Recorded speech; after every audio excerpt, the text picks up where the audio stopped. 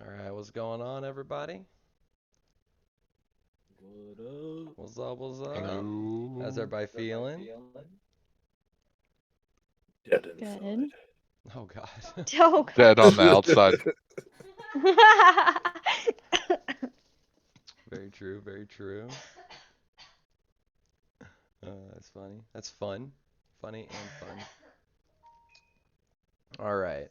So, um, last we left off in Dungeon World. Let's turn on some. Let's get a little music going on here. Yep. Is this one good? Some spooky Yeah, music. I'll get a little spooky music going on. Oh, not the organ player. Not the organs. You want the organ player? I think White Raven would die. Yeah, already. Where's the organ player coming from? Where's the organ? Tell me where he is. Let me at him. The hey lady, I just work here, okay? um, all right, so last we left off, the Team Awesome had made their way through a terrible maelstrom, surrounding a city that is floating on top of like an island in the clouds. Um, they braved deeper through the maelstrom and into the city, where they discovered that cultists had taken over the city, turned the people into stone and ash, and were planning on summoning an elemental at the very top of the tallest tower in the middle of the city. Um, through many, through very handy and clever work, our Team Awesome made their way to the top of the tower, and where they encountered a familiar face as part of the ritual. Pat, the bartender, where they had originally started the bar fight and ran up a tab, um, having stopped Pat and uh, trapping his soul in a gem. Uh, and cleaving a great crystal into two pieces, um, to prevent the summoning of this great storm elemental. Our players were left with a little bit of a dialogue from Pat, and, well, I guess a monologue from Pat and the zealot barbarian that stood at his side, or stood at their side. Um, and you guys defeated Pat, and it was very sad. I don't know if anybody else was sad, but it was pretty sad. Um, so we find our players now standing at the top of this tower, the crystal in two halves. Celeste, our druid, foot on the back of this zealot barbarian, whose mouth is sewn shut, eyelids are removed, tears down his face as he reaches out towards his one true love, Pat, as their soul gets sucked into a gem, being held in the hands of White Raven.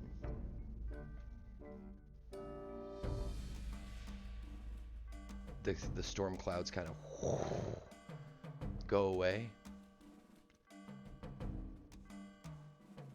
You guys are kind of left here at the top, and you looked over kind of the edge of the top of this tower out towards the city streets, and you begin to see the stone statues of the citizens beginning to kind of fall apart,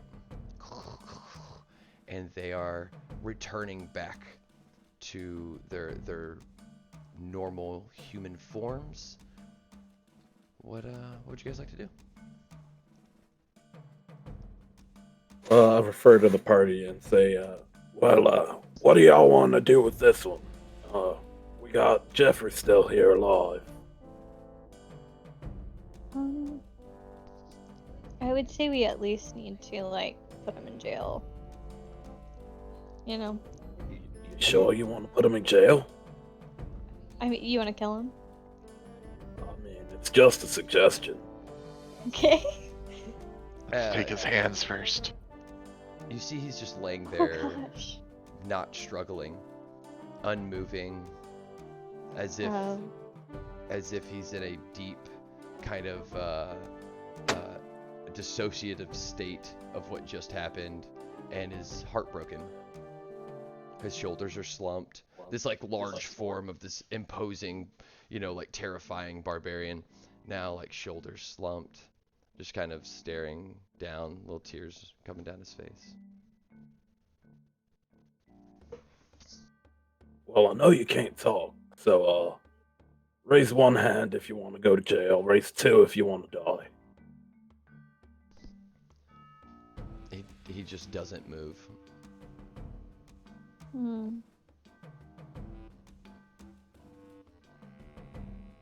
For bed. Well, this is no fun. I start poking him with the handle of my sword.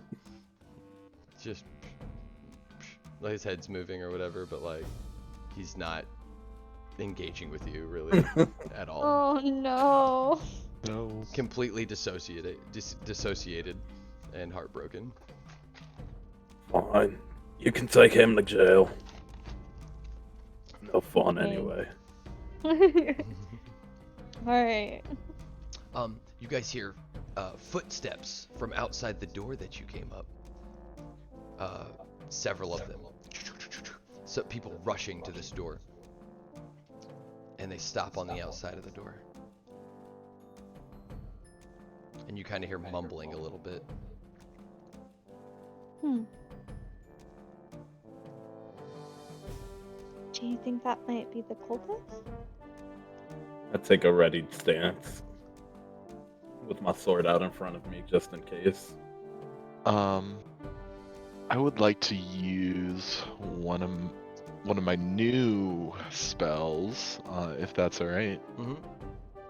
On Redagast. Here, I'll put it in chat. Okay.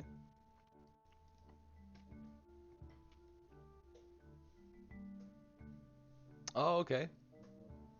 I skinned it for my needs. Nice. All right. All right. Can I cast that? Yeah, absolutely. Radagast, you feel this like matron kind of blessing upon you, as if you could do no harm in the eyes of this spirit, but you can't see them. And Ray, what you see is your mother. She's like, "Wow, honey, I'm so proud of you. That was amazing. Me and your father are so proud. So you want me to is this your friend? Yeah. Wow, okay. And you want me to take care of him? Yeah, of course. Absolutely. Okay. She pulls out some juice boxes and some apple slices, several finger sandwiches with the crusts cut off of them. With actual fingers inside. Oh And no. he looks so thin. Oh my god. It's like he hasn't eaten in days. And Radicast, you just feel like you're being taken care of, and you're just like the sweetest kind of energy kind of pours over you.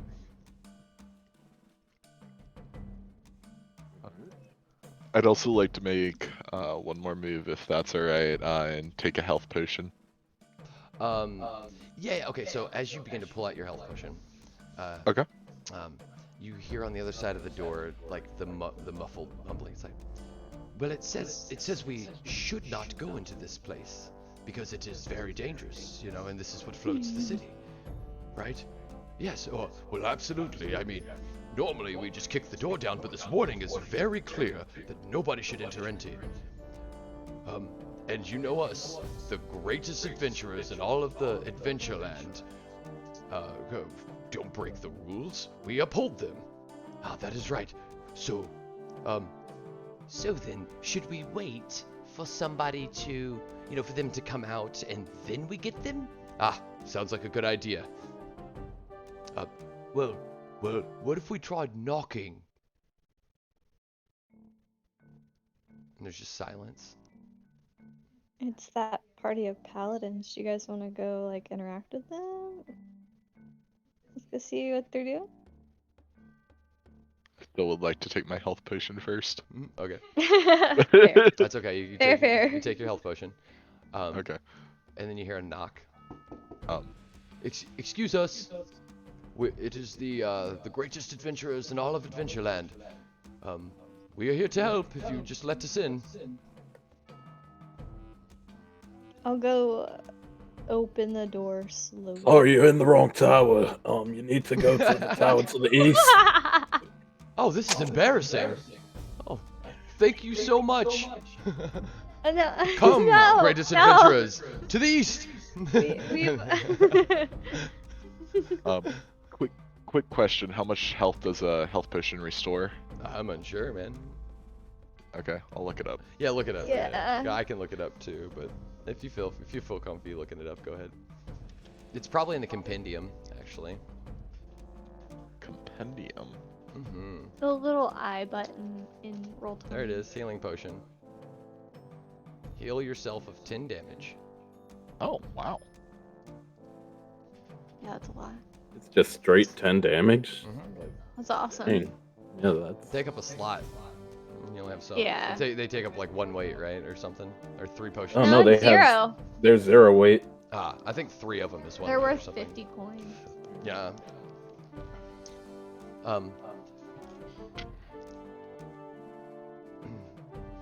So you hear I think some of the in the back ends of the room, you hear like some rocks falling and like somebody's changing, and you see collapsing to the ground this like tall elven female who is got this like long silvery hair and these very like fancy robes.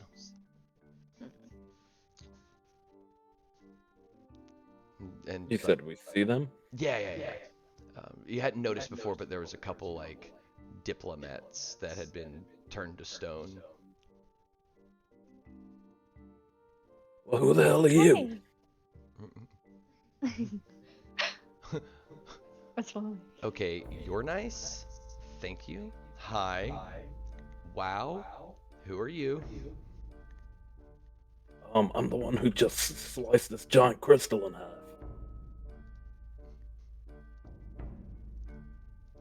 All right, seems effective. Thank you. And she addresses you, Celeste. I'm high priest, or not high priest. I am the high elven leader of this place, Archmagus Matilda.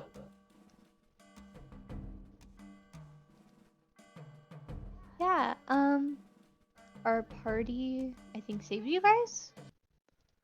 So, Oh, not that one yet. Okay. Oh my, you are the ones who saved us? yeah, With the help of, like, the greatest adventuring party, right? Like, it wasn't just you? no, they keep getting lost somehow. It's like she didn't even hear I said I sliced the giant crystal in half. Yes, Radagast sliced the giant crystal in half. And Everybody he's- was really cool in the fight, honestly. Okay, so she's on the ground foaming at the mouth, and he is fully dead. Are you guys okay? Do you need healing? We might need healing, yeah. Okay, that I can do. So you're the heroes and saviors of our great city. I owe you my life and the life of every citizen here. And what's wrong with him? Who? With the mouth sewn shut. He's just not moving. Oh, yeah, we don't know him. He's bad guy. Okay. So Yeah, he probably should be either taken to jail or... There were other suggestions, but... Mhm. Like, I can cut his head off right here if you'd like. That's okay. Thank you. We actually outlawed that already. Like that was one of the rules. Oh. Yeah. We don't do that here. Well, actually, one of the first rules. Yeah. Our hands included in that. Our hands included. Okay, so never meet your heroes. That's what they say. Um,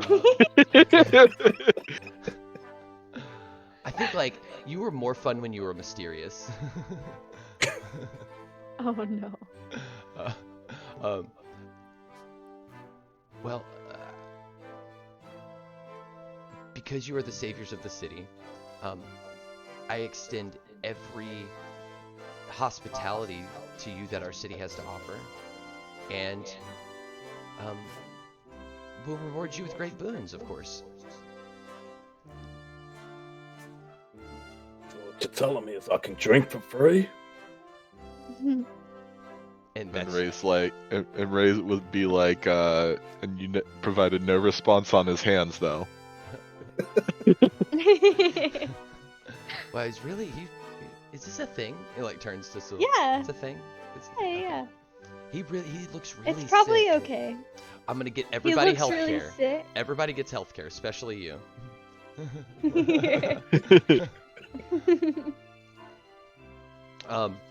And so I think some like if you go with our we'll arrest him. Arrest him. She says, and so I've always wanted to say that. It's so fun. To the dungeons. She says. Oh. I know it's fun. It's empowering. We just don't have crime here. We're a utopia. So you don't have crime, but you have a dungeon? No, not really. It's more of like a spa Airbnb kind of thing. But we can tell him no massages, she says, and like this group of like guards walk up that are wearing no armor, and they're like helping up Jeff, and a masseuse like with a towel like ducks their head and turns around and walks out of the room.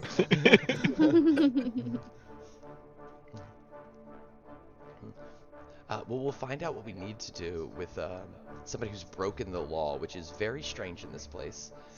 And you guys are go with our healers and get cleaned up, and we will celebrate in the city. The streets will be rife with cries calling your names and the celebrations of your victories and helping us. Oh, and by the way, if you find any dead bodies, it wasn't our party, it was the other party in the tower to the east. They're crazy. They were slaughtering everyone. Good to know. Oh. Good to know. But the blood that's on you though? Oh, Is that see, your I got blood? struck. Yeah, I got struck by lightning a few times trying to break that crystal. And it made you No big bleed. deal. Strange. Yes. Exit wounds are a bitch. Oh, no. Okay. All right, so you guys are taken if you'd like to, unless you'd like to talk with the High Magus some more. I think I think I'm good as well.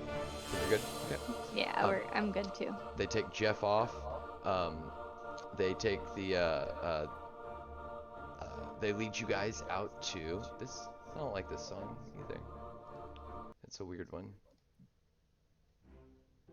All right, and they lead you guys out into various parts of the tower castle, where you guys are kind of cleaned up and healed, and you guys get to rest. And you guys can hear outside like there's a party going on. What would you like to do? Well, if there's a party, there must be drinks. Time to get wasted, boys. Well, okay. Are you And guys go. all in sharing a room, or you all have your own separate room?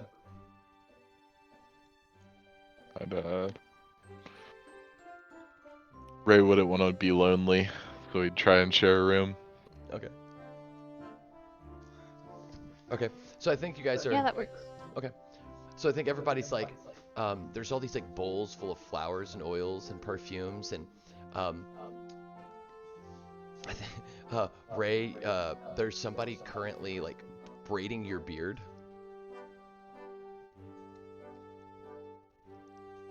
Oh, well, that's nice. I haven't heard this in a few years. Tried doing it myself. Went all right, but this is nice. They're like combing it out, and Ray, I think that somebody is like powdering your face. Mhm. You know, like trying to make you look more alive. um, and Celeste, I think that there's currently like in a stance holding a comb and like one of those like No. loofahs on a stick with suds on it in like a battle stance, one in each hand, like going in a circle with Celeste. No, don't touch my hair. Like, trying to clean you. Raven, what do you what's White Raven? What do you see happening there? I'm just very enamored with everything. I'm probably passed out on the floor. Okay. Somebody's like holding White Raven's head and like looking at you guys like, is this normal? Does this happen? Like, Yeah, don't it happens sometimes. I mean, this looks like seizures. Only when she likes you. Oh, okay. I mean, but She okay. just gets really excited. It's fine. So I did go to medical school. This is a seizure. Like, you guys know that, right? Like, have you just been ignoring this whole time? Yeah, she's fine. She gets back up after about 20 minutes or so. She's fine. Oh, no. Yeah, that's a seizure. That's exactly what that is. Minor brain damage.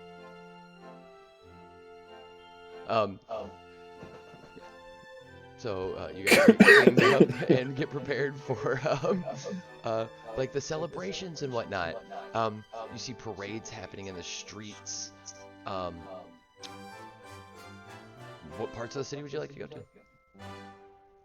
I'd like to participate in a parade. Would you? Okay. So how do they For the hell of it. How do they parade Ray about through the streets? You know, like one of those things that kings get carried on, and Mhm.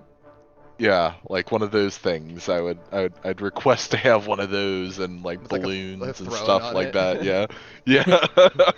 Balloons. Okay, balloons. All right, absolutely, yes. You see this like this orcish man who's he's got like an undercut and he's got little gold bands on his teeth. Mhm. Yes, absolutely, balloons. And what else? Probably have like rose petals and stuff Absolutely, like yeah. that. Too easy. Absolutely can be done. And yeah, Oh, probably that's have a feast afterwards, but like I wouldn't eat anything because like I'm deadened partially. Deadened partially. Period. Ah, okay, you're an easy one. And Mhm. so yeah, you are paraded throughout the streets, Ray. You see that people are throwing. This song is not it either. I'm gonna. Good luck. Too serious. I gotta get rid of this song. Get out of the fun. See, it's supposed to be fun. All right. Let's see.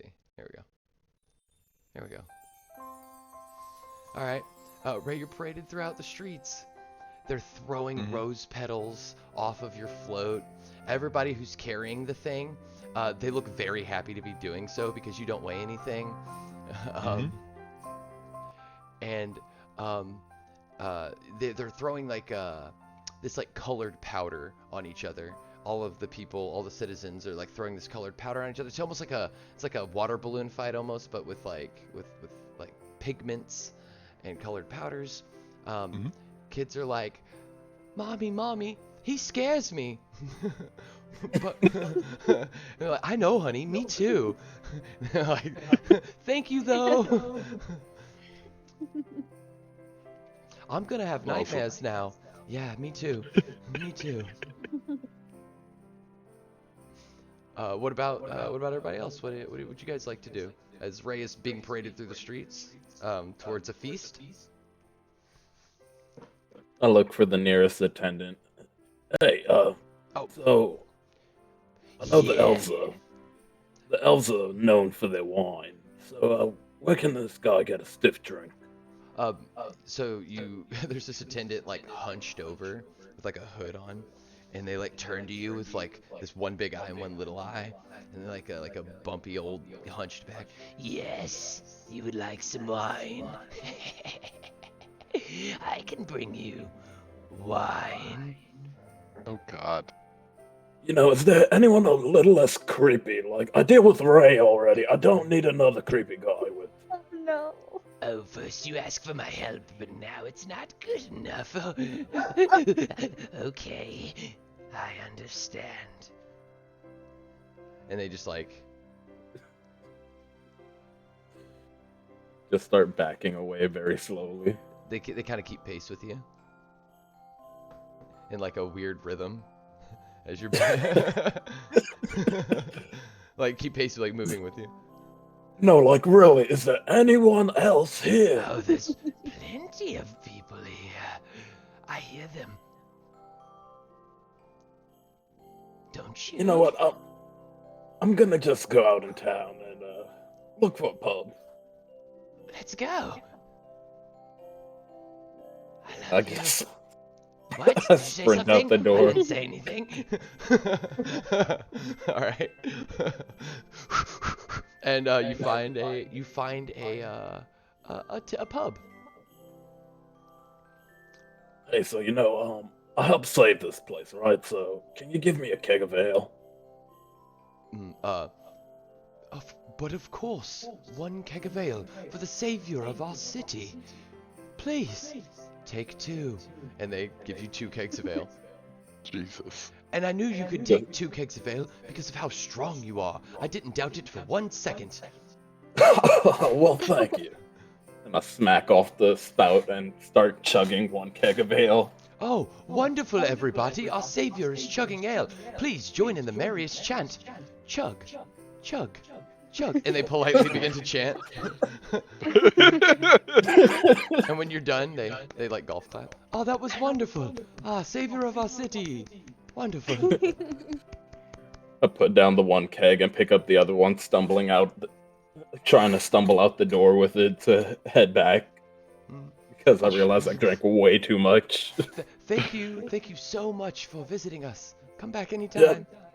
Thank you for the ale. Yay, savior of our city. I think Ray, you're getting like, there's like a bunch of kids that run up to you and like, oh my God, you're so strong. Pick me up. Is you strong enough to pick me up? Radic. You mean Radagast? Or Radagast, not Ray. Yeah, sorry, Radagast. Are you strong enough to pick me up? Yeah, why don't you all have a seat right here on this keg and I'll lift it up for you. Oh, cool. Okay. And they sit on the keg. Let's see. I feel like rolling for this one to see how well it goes. Okay. Absolutely. We'll do a bend and break bar. Since Alright, go that ahead, seems man. to be the strength related thing. 7. So choose 2. So I'm gonna change these up a bit. It doesn't take very long, but I start wobbling and put them down and fall back into like a cart of fruit. Oh, nice. Boom. Ah, savior of the city. I noticed that you have taken a interest in my wares, says this person whose cart you've just broken. Please, as much fruit as you would like. Oh, sorry about that. No, I insist. And they like give you a slice of fruit. It's the most delicious thing you've ever tasted. Well, I primarily eat bear meat, but I'll give this a try. That is so weird. This is bear meat fruit. It tastes just like bear's meat. Oh, well, in that case, I'll take a basketful. Ray yells from his flute. Again with the bear meat. Yeah. And you hear some people be like, bear meat fruit? Nobody eats that. Wait, savior of the city? I'll take one. No, I liked bear meat fruit before they came here. and people start rushing to buy the bear meat fruit as well. I'll happily take my wares and head back off to lounge and relax while I eat my loot. Okay. Celeste, what do you think Celeste is doing? Having defeated the groomer. Or what is it? We cut back to. Let's just do a quick cut. Did Celeste defeat the groomer? Or For sure. oh, okay. For sure. I cannot That's work fine, like this. I can't work under I these will conditions. not allow. Somebody's storming out of the room, with all of their gear. Yeah, Celeste wouldn't allow somebody to touch her, especially her hair. And then I would imagine that Celeste would be joining in the merriment of the parade. Okay, how so? What do you think? Well, I guess whatever animal that I've seen depicted a lot throughout like the architecture and the artwork of this place, I would probably turn into that animal and then just like head held high, very like regal walk. You look around and you don't see any animals. It seems like Oh. all the plants here are all aesthetic and they're held together by magic in this floating city, and there are no domesticated animals and only like humanoids. But you do see. What's wrong with this place? Oh yeah. But somebody, I heard you could turn into an animal. That's phenomenal. I've only ever seen them in the books. Animals? Yes. Could you turn into a dove? Yeah. And then she just kind of like turns into a dove. I guess I'm going to be entertaining this crowd of people. Gasps from the crowd. That's amazing. Could you turn into a morning dove?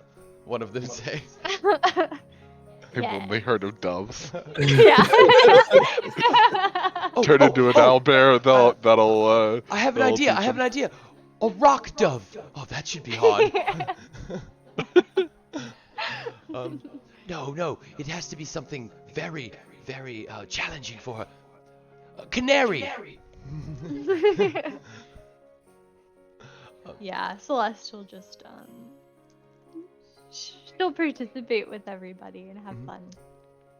Oh man, and they're just absolutely amazed at all the animals that every animal that they name, which are mostly small birds, you were able to turn into. Nice. Yeah, non-exotic, like temperate forest, North American birds that are all. Ooh, a robin. Could you turn into a robin? And Raven, what do you think Raven's doing?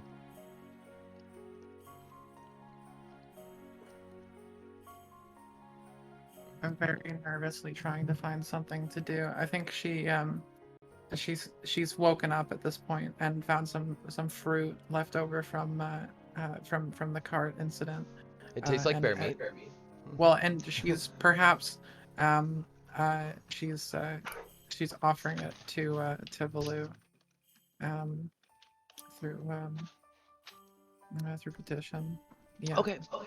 She offers him a bit as a petition. Yeah. So would you like to go back to the Temple of Blue where this all started? No, I mean she just kind of like holds it in front of her and it floats into the air and she holds out her staff and it disappears and. Oh, you see like little bites get taken out of it, like ow, ow, ow. The invisible Valoo is eating it, and you hear a little burp, and you can feel the blessings of Valoo.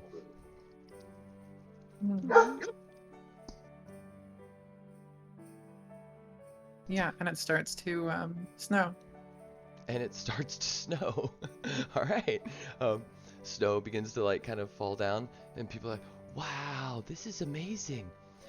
Our weather here is, except for that one time that there was. Did I tell you this? One time there was a terrible storm that turned everybody into stones.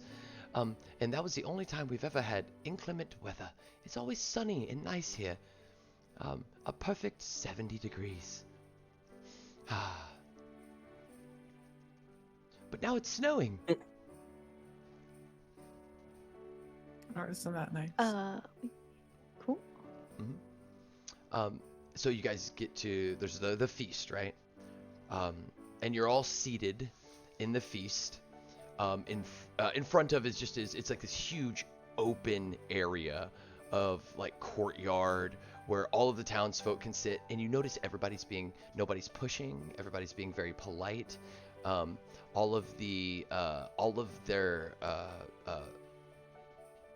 like the dishes that they're using are like, not only are they reusable, but none of them are being like, they're treating them with like this utmost care and like washing them themselves. Each person washes the dish and places it back on a rack when they're done with it.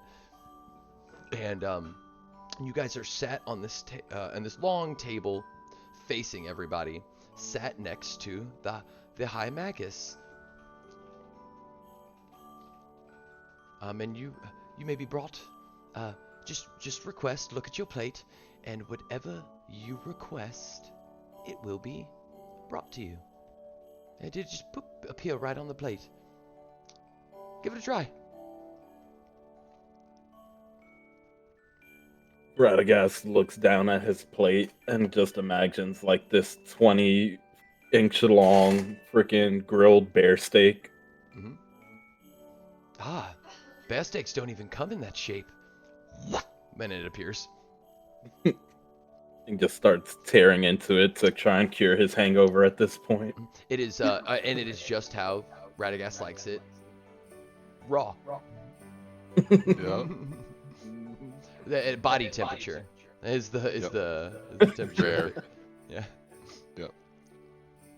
Hey Ray, you want a piece? Nah, I think I'm fine. More for me.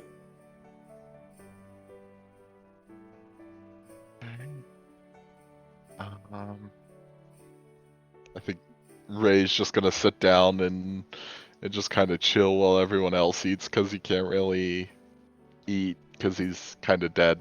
So But you know, you're old man hungry, right? So like, yeah, all of a sudden swirling with like energies, boop, a single saltine cracker. yeah, there you go. He nibbles on it. It's like, tastes like hands. It comes in small. It's like, but it's like sectioned as well. The saltine, so Yeah. each in portions of nibble sizes. Yep, there you go. There's music playing, and people start to get up and perform this very a song comes on, and everybody stands up and turns to each other, and they start doing this like intricate like waltz kind of, you know, like this very rigid structured dance out in the middle in front of you guys. Now, Matilda, right? That's what it was, right? Of course. You may call me Matilda because you saved the city. Yes. Well, thank you. Well, Matilda, this... Don't you find this place just a bit creepy? I mean, everyone's just so nice here. Oh, but of course. This is the utopia of which we have created. It is beautiful. There is no harm or danger here. There is no lies or distrust.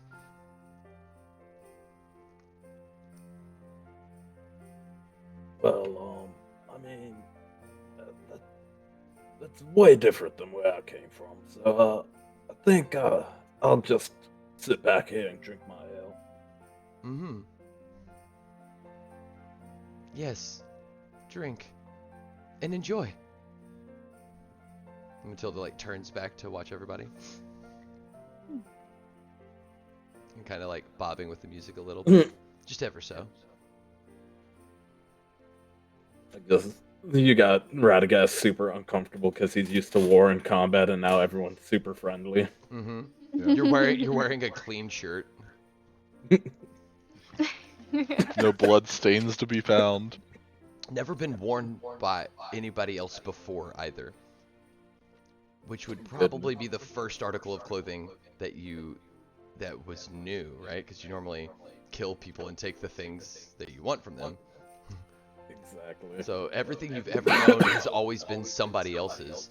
This was given to you, and it was never owned by anybody before. It's itchy because it's not. The shirt is amazingly comfortable. the thought of it never being owned by anybody makes it itchy. Not only that, I'm not used to having something that's not armor on. So it's just like, ugh.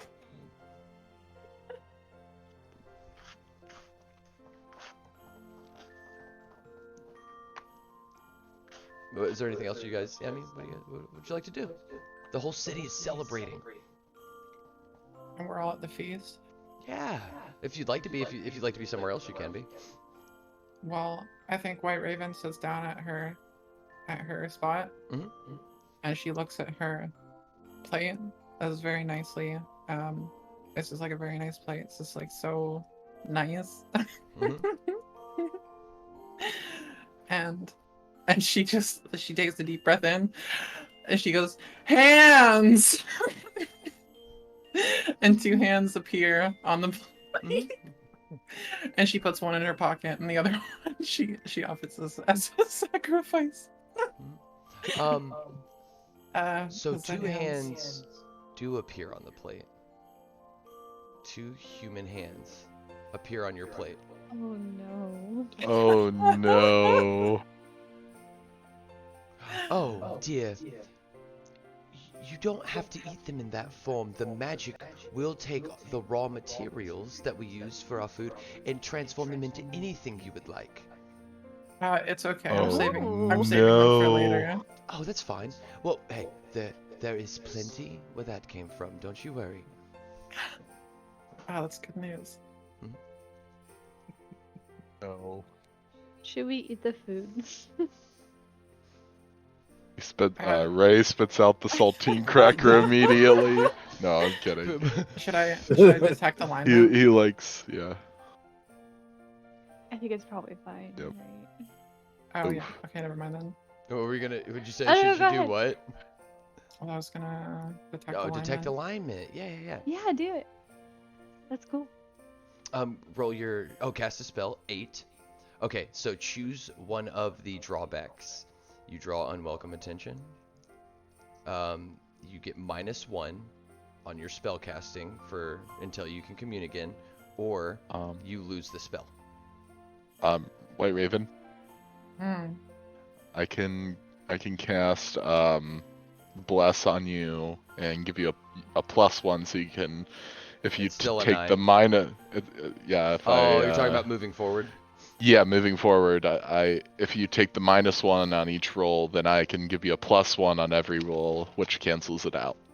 So that's probably the best option. But Is that an I ongoing just, thing?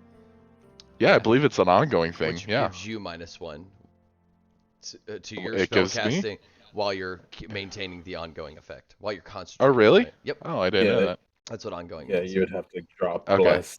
I think I'm gonna Okay. do the first one. You draw unwelcome Draw. and put yourself on the spot. All right, so you Mhm. cast detect alignment, right? And you think, and you hear the reverberations of Lu, and as they're pinging off of these people, boom, boom, boom, boom.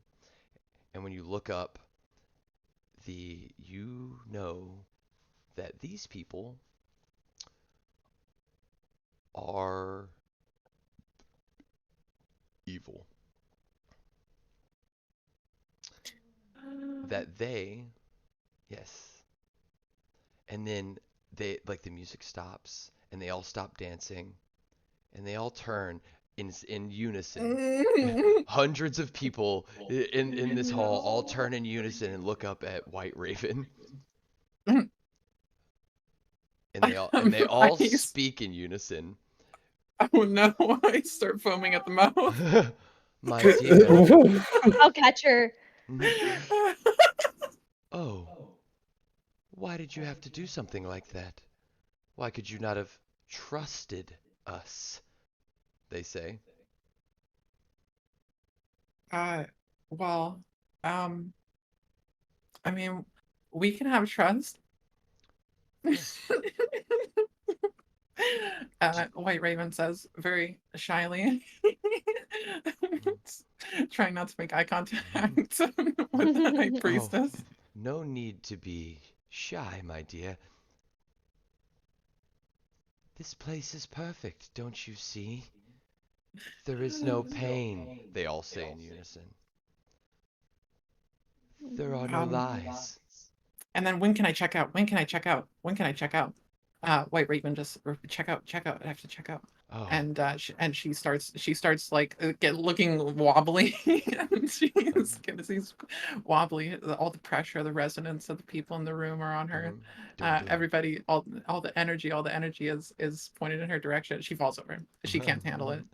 I think that you should all stay for a while. All their voices in unison at the same time. Wouldn't you agree? Yeah, it'll be great. So wait, is it time to fight? Guys, we gotta get out of here. I agree. We should run. But I want to fight. You wanna fight 100 100 people. Everything here is made of magic.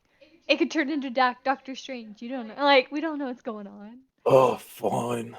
Let's go. And I pick up White Raven on my shoulder. Okay. Oh, not that one. Let's get some music going here.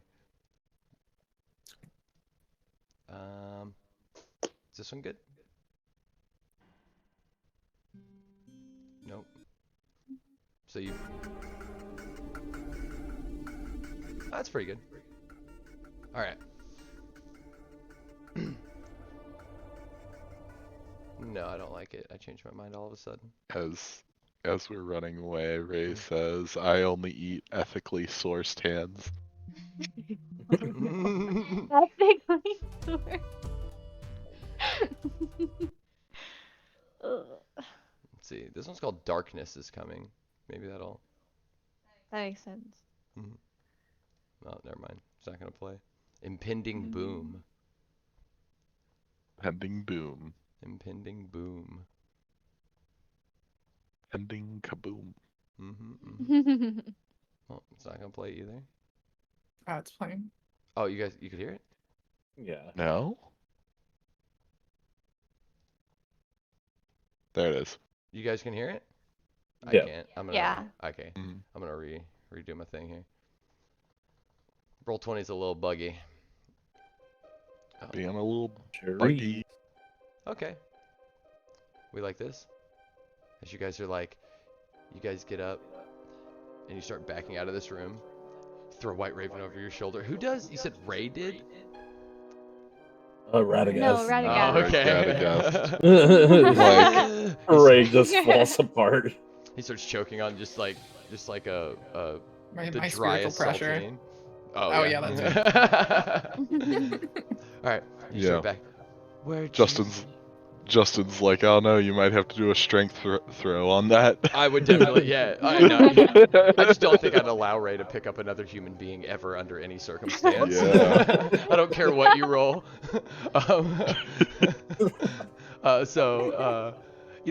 Dude, I know this is the land of fantasy, but like there has to be something. We have to stand for something, Yeah. right? You know. Oh no, I was have to fully draw betting the on line. it was a cult of some sort. That's Yeah. what it felt like. So as you guys begin to back up and like head out of this place, where do you think you're going? We're everywhere. This place is perfect. Where do you guys run? Do you try to run through the crowd or like farther into the behind where they're like cooking food and stuff? Can I try and grab everyone's hand and cast invisibility on all of us? Ooh. How does the spell work? What's the wording of the spell? Here. We have to summon the evils. Touch an ally. Nobody can see them. They are invisible. So it wouldn't be everybody. I don't think. Okay. I don't think you So can choose just one person. But I like it. Try it. Alright. Yeah, roll a 10 plus. A 10 plus. You got it. Heard the cards. If Heard the roll cards. 20 will let me. Roll 20's not letting me. Come on. Not letting you roll. I just rolled 2d6. You want those?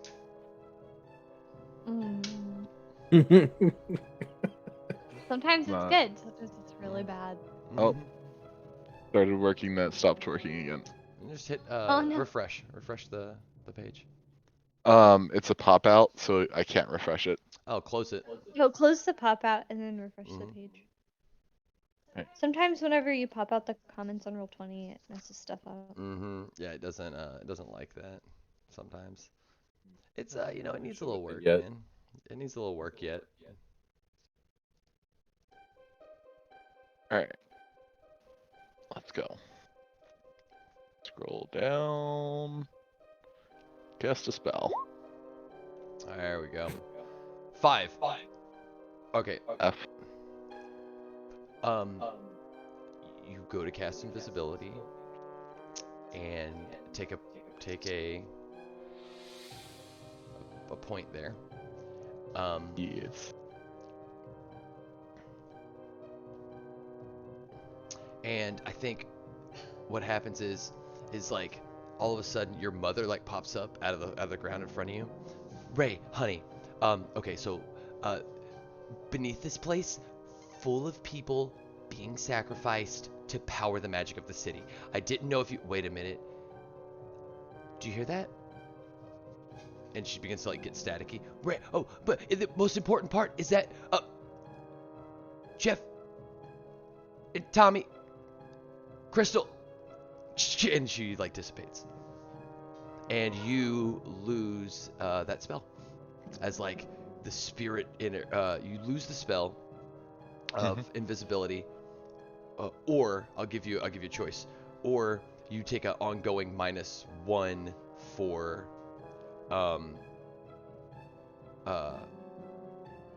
Until rest. Well, no. Well, until the spirit energies are restored, like your attachment to the spirit world is like this place is somehow interfering with it. I'll just lose the spell. You just completely lose that spell? Okay, cool. Mm-hmm. Nice. And you guys are like trying to make your way out, right? Yep. Yeah. You guys are like walking through like pavilions and stuff where they're like making all this food, and everybody's like who's cooking stops. They look at you, and they hold up they're holding like butcher knives and ladles and frying pans. What do you you don't want to stay and feast with us? You know our secret now. Can't you just accept it? And they're just like watching you as you guys move through the space. Well, you see, I like the pyramid being your own boss thing, but I don't like this. Oh, we are not the storm cultists. They're gone. And they can never try to stop us again. Thank you. Nobody can stop us now. Alright. I'm suddenly not feeling hungry anymore, so we're just gonna Yeah. go. We can... Oh, like a seltzer water should settle your stomach. Here, dear. And they like all hold up glasses. Like they each grab a... And in unison pour some seltzer water. And as you're moving, you know, they're just like... you know... And just watching you guys as you're walking through. Where would you like to try to go? I think we should head towards the edge of the floating city. Yeah. So that Celeste can turn into something like a big owl bear and we can all climb on her back and get away, but that's just my opinion. Well, if you remember, Cindy left her gliders on the west side of the city. It's Oh yeah, true. that's right. So, We could use those to escape. but I don't know if escaping is the best plan here. I think we may have to delve a little into this. Can we climb up the tower? Back to the top of the tower? Is that where you'd like to head to? Yeah, absolutely. You guys can head towards back towards the tower. As you guys are heading back towards the tower, you walk past the spa, and in the spa, you see like there's a door, right? That's like just closing, and you see Jeff sitting there, right? Like tied, and next to him is Tommy, right? And they're like sitting on this thing, on these chairs. And next to them is Alice. And next to her is another one of the murderers. And the door, like, the person who's closing the door stops for a second. And they, like, stand up. All, like, the agent from, the Matrix, right? They, like, stop. And they look at you. Oh, I see you. Don't you want to join your friends? Please, come inside. Should we try and rescue him? Yeah. I'm gonna cut this dude in half. Okay. Oh, yeah? Or attempt to, at How least. far away are we? You're standing right there. There's like moving through the middle of the street. You see, there's like, there's people all along the street too, right? And they're all like stopping and being like, Yeah. yes, why don't you just go inside to the nice spa? It's so nice, most people never leave. I feel like our only hope is to save them. I think you're right, Ray. Yeah. Let's, can I... You feel hands on Let's your see. back, Ray. Please, Oh? come with us. And like you see a couple, like, people put their hands on your shoulder. Just, they're really nice, polite looking people. No pupils, solid white eyes. Come on, inside. And they're starting to like kind of gently nudge you along. Let me think. And then everybody else starts to feel like these people are getting. Ray's like, let me think. These people are approaching you. They're starting to in the streets since you've stopped here for this moment. The people of the streets are starting to kind of mob you, but it's very polite. Yeah. A very polite So, mob. Can I try and charm the person who is holding these people hostage? Roll a discern. Oh God. Yeah. No. You can try. Yeah. I actually have a spell called Charm Person. Yeah. It was my second spell that I took. Let me roll Sure. that. Does anybody else like to do anything while Ray's like casting the spell, or does anybody else have any other ideas before you roll, Ray? Oh, never mind. Oh, That's okay. I mean, he saved the person if he charms them, so. Yeah. All right, Ray, choose one. You draw and welcome attention. The spell disrupts the fabric of reality, and you take -1 ongoing, or you forget it. let's say I draw unwelcome. I'm sorry. I draw unwelcome attention to myself. Okay. The person looks at you. You think that your magics are stronger than the.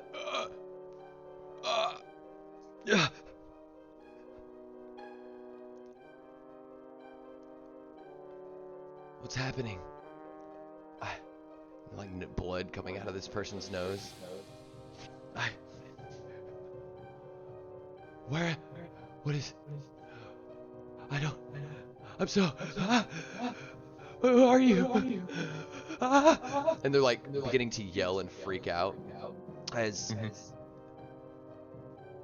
they're having trouble comprehending reality right now, having been charmed for so long, and now being given free will for the first time, and also maybe the way that they're. What am I? Who are you? Oh God, I'm cold. Why did you do this to me? Ow! Oh, that hurt. Why did you do this to me? Everything was perfect. Oh my God, I'm upset. I've never, hundreds of years, everything was fine. Why would you do this? I was happy. And as you've like broken this enchantment on them that they seem to have willingly entered into. And now, you know what? Now I'm bad. And he goes to throw a punch at Ray. Okay. Can I try and dodge it? Yeah. How? Just use Defy Danger, I guess. All right. But I mean, which ability are you gonna use? How are you gonna defy it? Oh, I was just gonna jump out of the way, Oh, but yeah, roll a dexterity. Roll a yeah, dexterity, yeah. okay. Well, because you have to choose one of your core attributes. Oh, yeah, cool.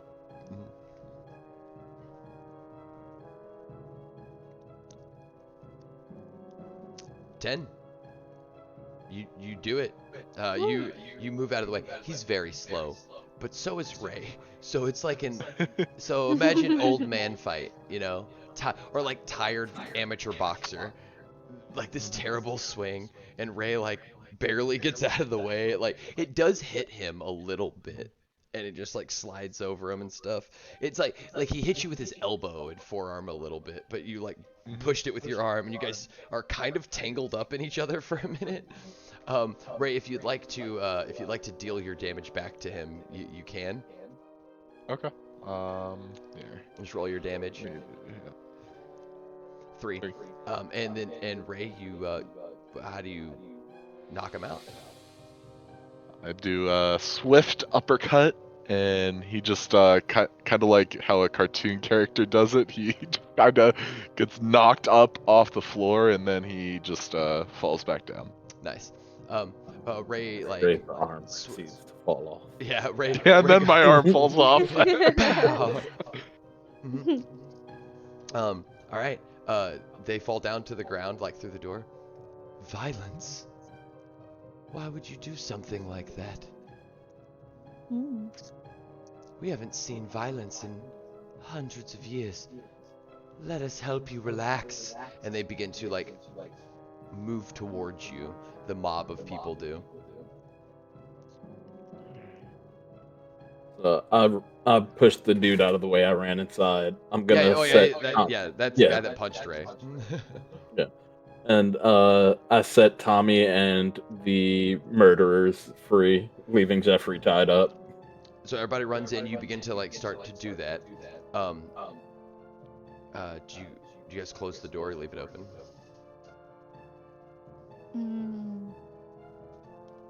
I would say we close it just to be more safe. So okay. What do you guys think? You close the door, and it's Celeste, and they walk up and they're like, and they knock. Let us in. Somebody put Jeffrey in front of the door. Excuse us. Let us in. Let us. Please. We want to show you the way.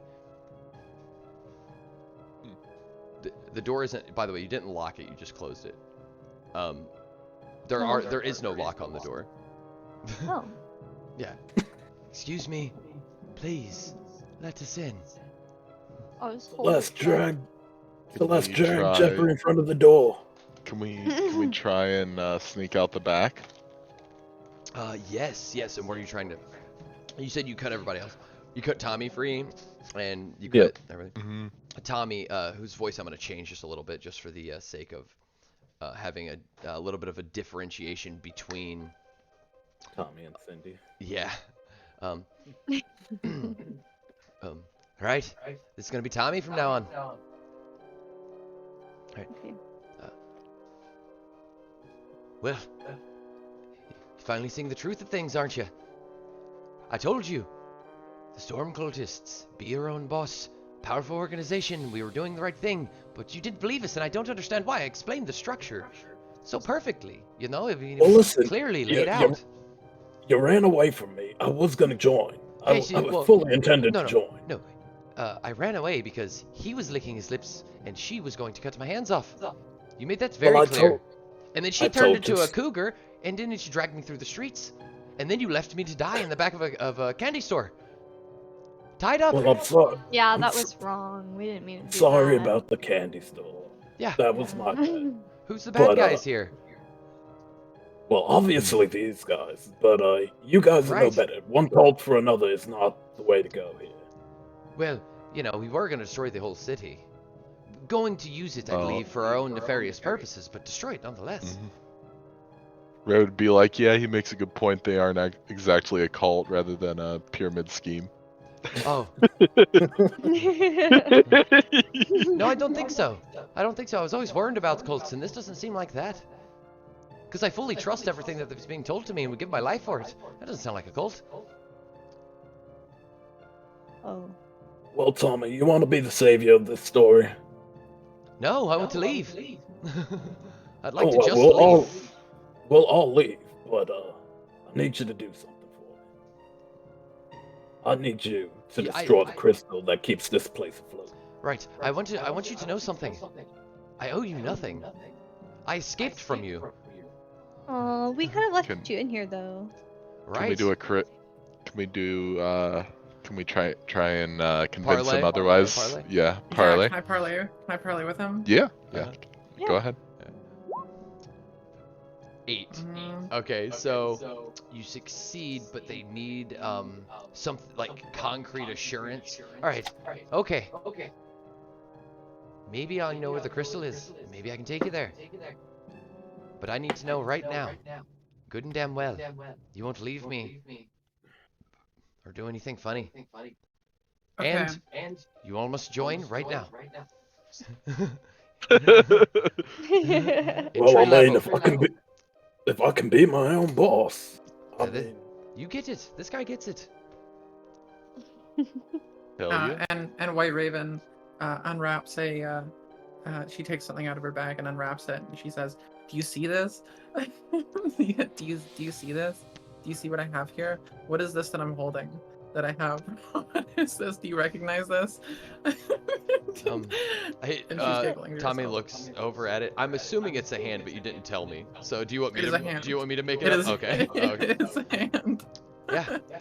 Not surprised. You Not know, surprised anymore. we have. This is definitely the same hand. it's not. That we took. Yep, we took this hand from your No. friends. So you can find assurance Right. in the fact that and I meant to return this to you. In fact, and so White Raven goes on this big long spiel about. I'm pretty sure that hand's not nearly as melanated as my friend's. Oh, you'd be surprised. It loses a lot of blood, right? After it gets cut off, and so I'm gonna give it to you. Okay. You seem like the expert. Just as,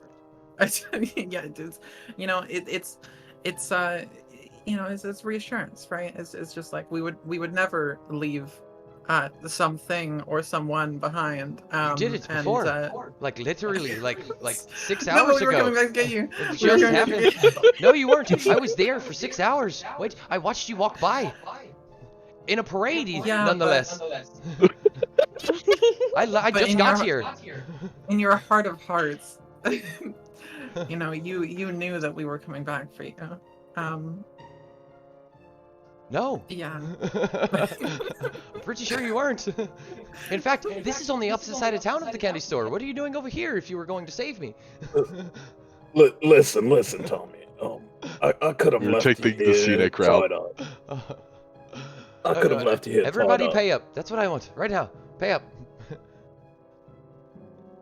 Well, all I have for you right now is this hand. I give him 2 gold from the pouch of gold I stole earlier. Okay. Yeah. He takes it. He takes the hand. All right, just 2 more left. Come on now. I give him. It was a 3-person pyramid, but now it's a 4-person pyramid because I'm restructuring this since I'm at the top. I give him one of my dungeon rations. Okay. I give him one of the ceremonial urns that we found. Wow. All right, so his arm's full of stuff. Tommy looks just exuberant, right? And this is what being your own boss is like. I knew it. Okay. I know where they're keeping the crystal. But you can't just destroy it, or we would have done that before. You need the storm elemental to destroy the crystal. Yeah, that's the whole point. What do you think the We're cults gonna revolve have to around? let Pat go. Do you think cults revolve around powerful objects that just are pretty or whatever? No, we had purpose. Yeah. So we'll have to let Pat go. Pat, Pat, you know Pat, right? Hmm. Is he around here? And Yeah, he we have begins to looking. release He begins looking around. I begin looking around too. Is he You still could asleep? say he's here. Right, yes, if you were, that's something you would say, right? Which you did, so I'm assuming he's here somewhere. Yeah, he might be a bit disposed at the moment, though. Disposed. Indisposed. Is that what he's... Right? Is that what he's trying Yeah, to say? indisposed. Sorry. He's disposed? That's like what you do with rubbish. No, he's actually out of the disposal. Sorry, my Whoa. friend misspoke. Right. But don't worry about Pat.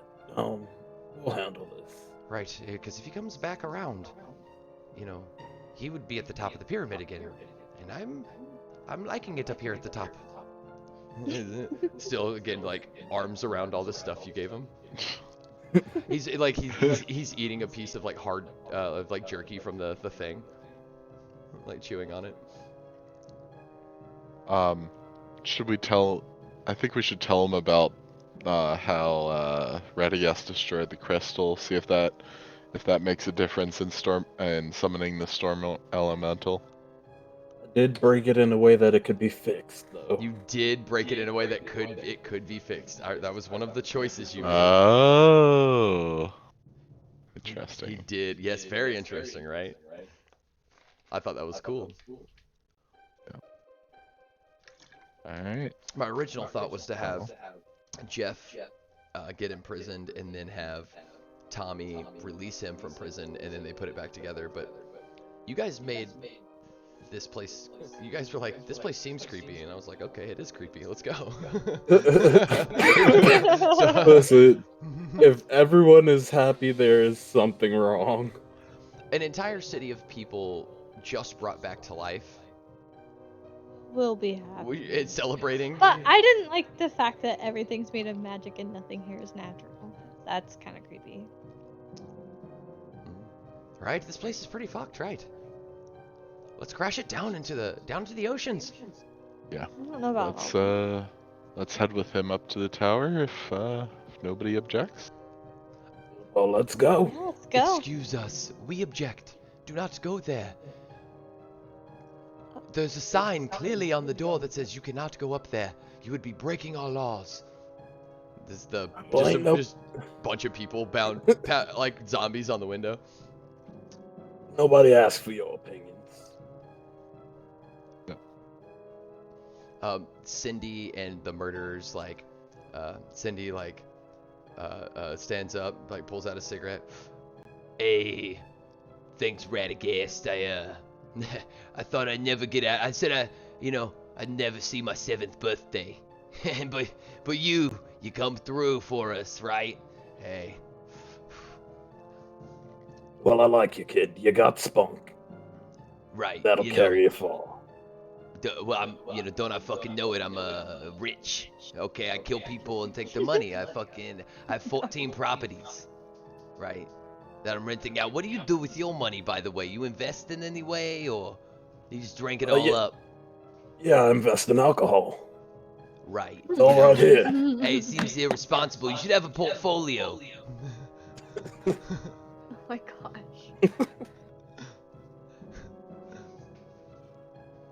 Radagast just shakes his head and Yeah.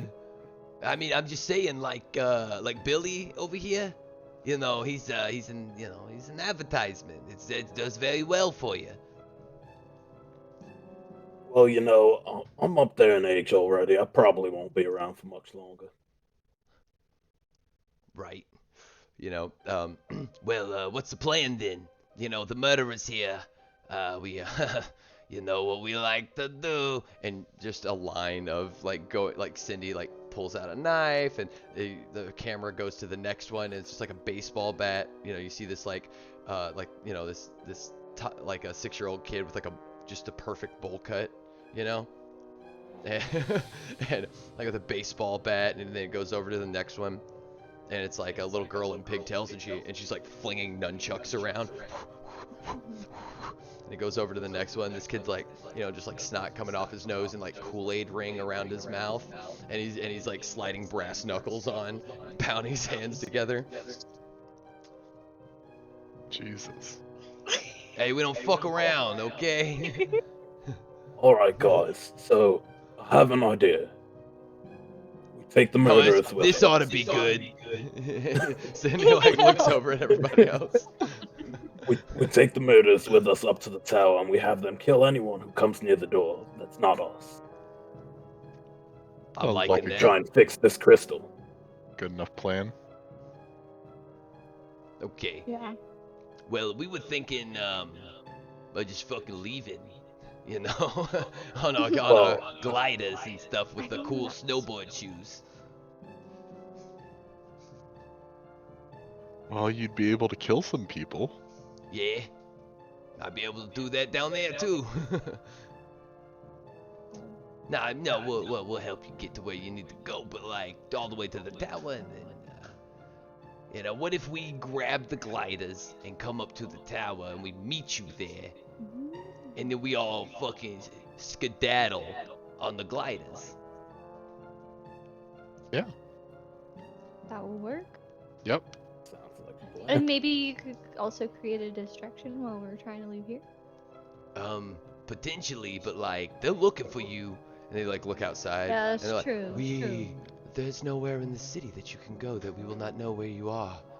We are the city.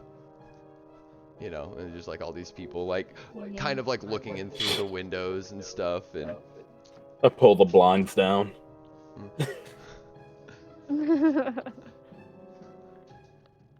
Sorry, they're getting a bit creepy. I agree. Thank you. Mhm. All right, let's head on up. all right, so you guys are gonna make your way up to the top of the tower, and Do that we encounter anyone on the way? is where we're gonna take a little, just like a Oh. little 10-minute break, guys. Yeah, be back in just a few minutes.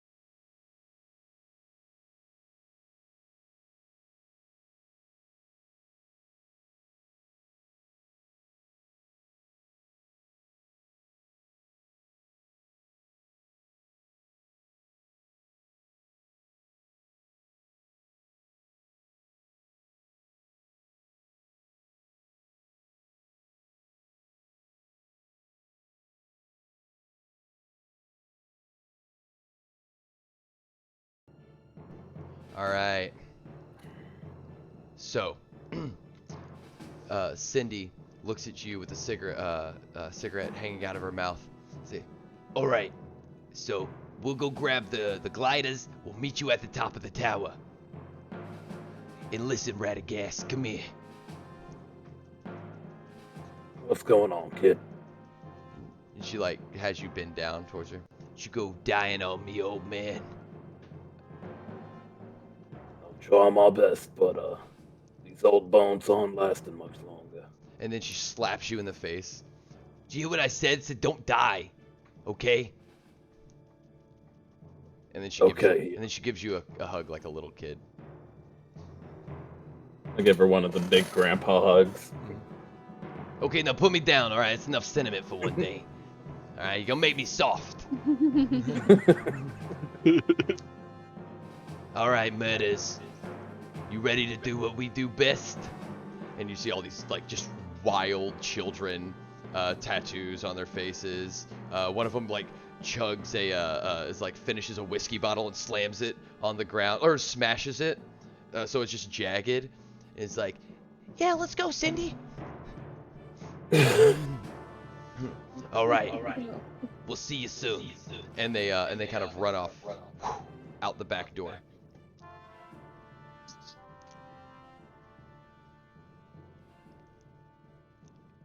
I think we try and find alleyway paths to try and get back to the street opening around the mob that's in front of the door right now.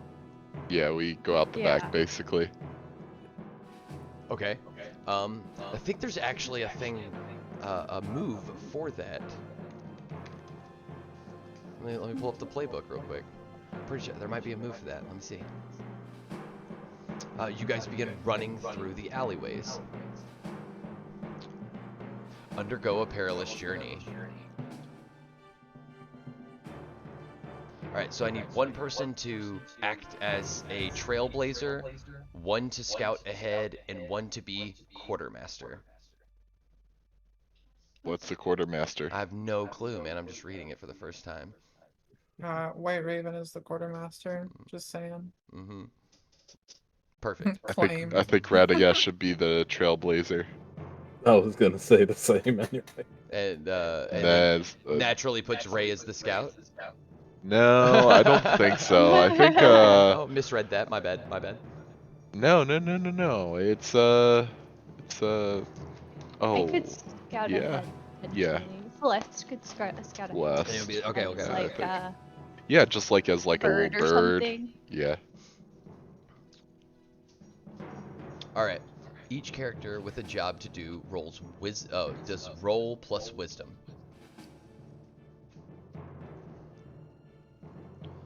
So everybody do a roll plus wisdom. What? 2d6 plus wisdom? Plus your wisdom, yep. 11 plus 0, so 11. Oh. 7. 7 on Celeste, okay. Yeah. And Raven? I'm sorry, what am I rolling for? The quartermaster. Yep. Oh, 2d6, yeah, of course. Okay. So while you guys are running, Raven is like she got to roll one more d6. Oh, roll one more d6 actually, yeah. And then add your wisdom. Your WIS, your wisdom modifier. 6. What's your wisdom modifier? 2. So 8. 8. Okay, great. So you guys, Raven, the quartermaster's job is to make sure that you guys are properly nourished and eat the proper amount of food. So I'm imagining Raven's like handing you guys drinks with with like electrolytes and to rehydrate and like bits of jerky and stuff as you guys are running. Bear meat, jerky. Maybe hands. Yes. Hand meat jerky. 7. Celeste, you see as you're scouting ahead, and tell us how Celeste is scouting ahead through these dense city streets.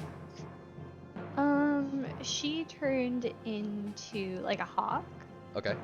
and she's flying through, kind of like just, looking at the alleys as she's passing Yeah. them. And Scaling ahead, you see a couple people on buildings, obviously all pointing like at you, all, they're all looking, and they're like, "Oh, a dove! It's her! oh no. Oh, yeah, A there's red-tailed dove!" um, and so you avoid most of them, and you're able to lead. You see an opening. You see this large open area where there is that leads kind of across to. You see these like bridge sections. So it's kind of on the right hand of our picture here. You see like the bridge section, and then you see like that like circular building with clouds, right? And then the mountain. So in between that kind of mountain and that circular building, you see a large open park, right? And it doesn't seem like anybody's there that you're able to lead Ray to, or like lead the group to. Ray, as you're following, you come, you're able to lead like the group to Radagast. You're trailblazing. You're running ahead. As you're running in the middle of the street, you see everybody's on the sidewalk chasing you, right? And then they like stop and they get to the crosswalk, and then they wait for the sign to turn, and then you got like 20 or 30 of them. But then you come in front and you stop, and there's like some of them are on the sidewalk in front of you, preventing you from like being able to move, right? They're like confronting you. They're coming down from both sides of a building, right? You look to your right. You're at like an intersection. You look to your right and they're walking down. You look to the front and they're walking down. And you look behind you and they're coming up behind you. What do you do? Now you see, whatever it is, you succeed because you got an 11. Yeah. I tuck my shoulders down and just try and barrel through the people on the sidewalk in front of me. All right. Like one of them, you knock one of them into the street, and they're like, "No, I've broken the law. That means the enchantment." And they like, they just explode. Freaking explode because they broke the law. And they're, "I'm a bad citizen. No." Well, that was a bit of a show. You must I come just with start us. sprinting again. You must come with us. Sorry. Oh, I didn't mean to bump you. Oh, are you okay? Sorry. No. But you must come with us, please. Oh, I didn't mean to. Listen. I just need a bit of personal space. Socially appropriate not to be all over someone. We are so sorry. And they start walking a little close. Is this too much? Just one step back and you'll be all right. Right. Okay. And they take one step back. And then I Are you turn and start comfortable? sprinting. Ah. Yeah, you guys are good. And I'm sprinting away from them. And everybody else is. The other two are following. You guys come into where Celeste has led you, and to this like big open park area. You see that there are like white spray painted lines all around the park, almost like it's a soccer field or something.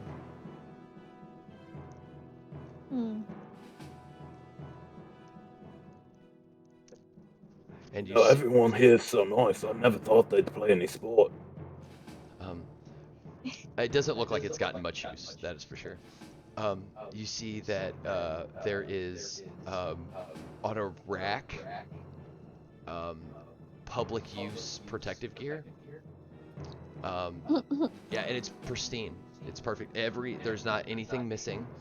There's like a bunch of helmets all in a line, a bunch of mouth guards, a bunch of elbow pads and knee pads, all in a line, and shoes as well of all different shapes and sizes that look brand new and unused.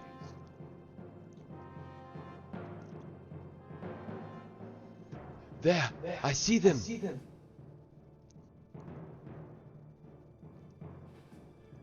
And you see like people coming over and like running towards you guys. What would you like to do? Can we take the equipment?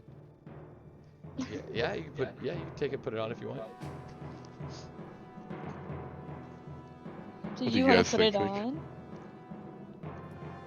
What do you guys think? Well, I've got plenty of armor here, but you may need it, Ray. I'll put the gear on. Ray starts putting the gear on. I'll put the gear on. Yeah, let's both put it on. Okay. How close are Raven. we to these baddies? They are they're approaching. What why? What do you want to know? Well, they're headed towards us. Mhm. So I position myself in a spot of the playing field that they're not allowed to be without with hopefully they're breaking some rule when they step onto the field. So they explode. Yeah. White Raven things. Right. You go out into the playing field. Roll a spout lore to see if you know the game that is played on this field. You know, we gotta see if we know. Spout lore. That's an 8. And it's okay. The GM will only tell you something interesting, and it's on you to make it useful. All right. Okay. Raven, I am going to private message you something about this game, and it's up to you to make it useful. Can I, here. Give me 1 second. Can I assist her with one of my with one of my bags, one of my uses on my encyclopedias? I think that well, that gives +1, right? It doesn't get Yeah, it I think to 10. so. Yeah, it doesn't get it to 10. So it won't change it, I don't think, by being a 9. Oh, okay. But I think you're currently assisting Celeste with shoelaces, which she's never seen before. Being from the wild. Yeah, I don't know what this is. I have no idea about anything in the world, and like the social. Ray, I need you to teach me. Oh yeah, that is the thing, right? That's one of your things. Yeah. Let's see.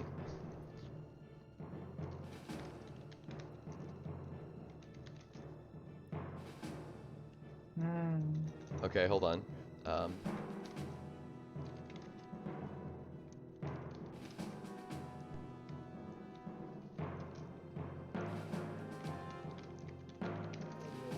Okay. Do you know what do you know what I'm talking about? Mm-hmm. You know what I'm talking about? Okay.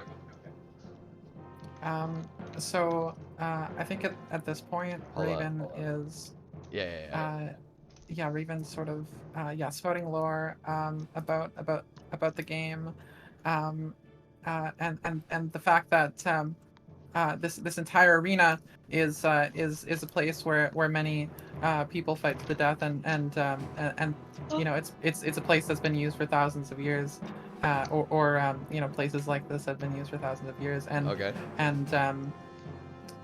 and so you know, Raven says to the to the crowd of shamblers, will you play? With very many enthusiasms. And they you know, just continue to follow Raven onto the field, and she says, anyone who is standing outside of this circle by the time that, and by the way, the game has begun, by the time that I say go, or the round is over, is eliminated. So there's like a scoreboard like starts lighting up. You see that 2 of the citizens are like up there, and then and they're like turning on the scoreboard. You guys see a giant ring in the center. That now like the paint magically comes on. You see like platforms raise up with like bars and like things to stand on, like little scaffolding and stuff. And as you guys step onto the field, they all run. They all like barely. They're right there behind you, and they stop.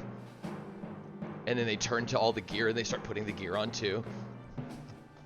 Oh no. Yeah. So you said fight to the death, right? Start sprinting to the middle. Okay. As you get to the middle, you feel you like Rebecca won't like come through, right? Your battle armor, all of that armor won't come through, and you see like there's a place for personal belongings. Oh, so it's This great game that we put sucks. this on. Yeah. Oh, Does I Ratcatch don't just go get anywhere naked? without Rebecca. Fine. Yeah. No, see, yeah, there's a place for personal belongings, and you see everybody who gets into the center ring.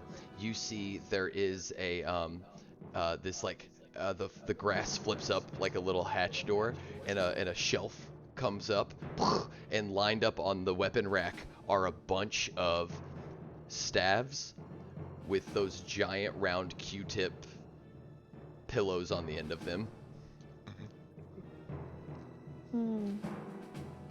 Well, I guess I gotta go change now. And well, you see you see them coming out. They're like they're running towards the middle. You're not following the rules. That is not how we do in this city. Listen, you said fight to the death. I was gonna fight to the death, but I gotta go change. Okay, just give me a moment. Oh, of course. I'm sorry if we weren't trying to be imposing. Just trying to capture you and use your soul to fuel the magics of the city because you don't follow rules, is all. Well, my rules are my own rules. You never taught me the rules here. Oh, everybody knows the rules. Here, this'll teach you the rules. And they hold out a small wafer. Just place it on your tongue, and you'll know all the rules. No thanks, I only eat bear meat. Sorry. Yeah, White Raven comes over and is like, "No, we know the rules. We're cool." And at this point, are all the Shamblers, are they in the circle yet? Because Yeah. Ray goes and does a thing. Or you guys all find yourself on a. There are 4 King of the Hill style pillars raised up a very safe distance off of the ground from the padded grass beneath you. And you're all like have your Q-tips, right? And your full face masks and your elbow pads and your knee pads, and they're all like very bright colors like blues and reds, kind of American Gladiator style. And they're all at the bottom with several obstacles that they have to go through to try to get to you, right?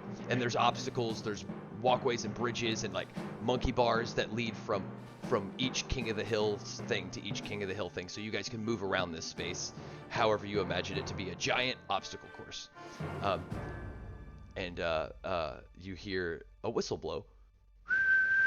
And you probably couldn't hear that because my mic didn't pick it up, but a whistle blows, and they all go, "Ah!" very politely, and start to run up towards you guys. Who would like to make a move first?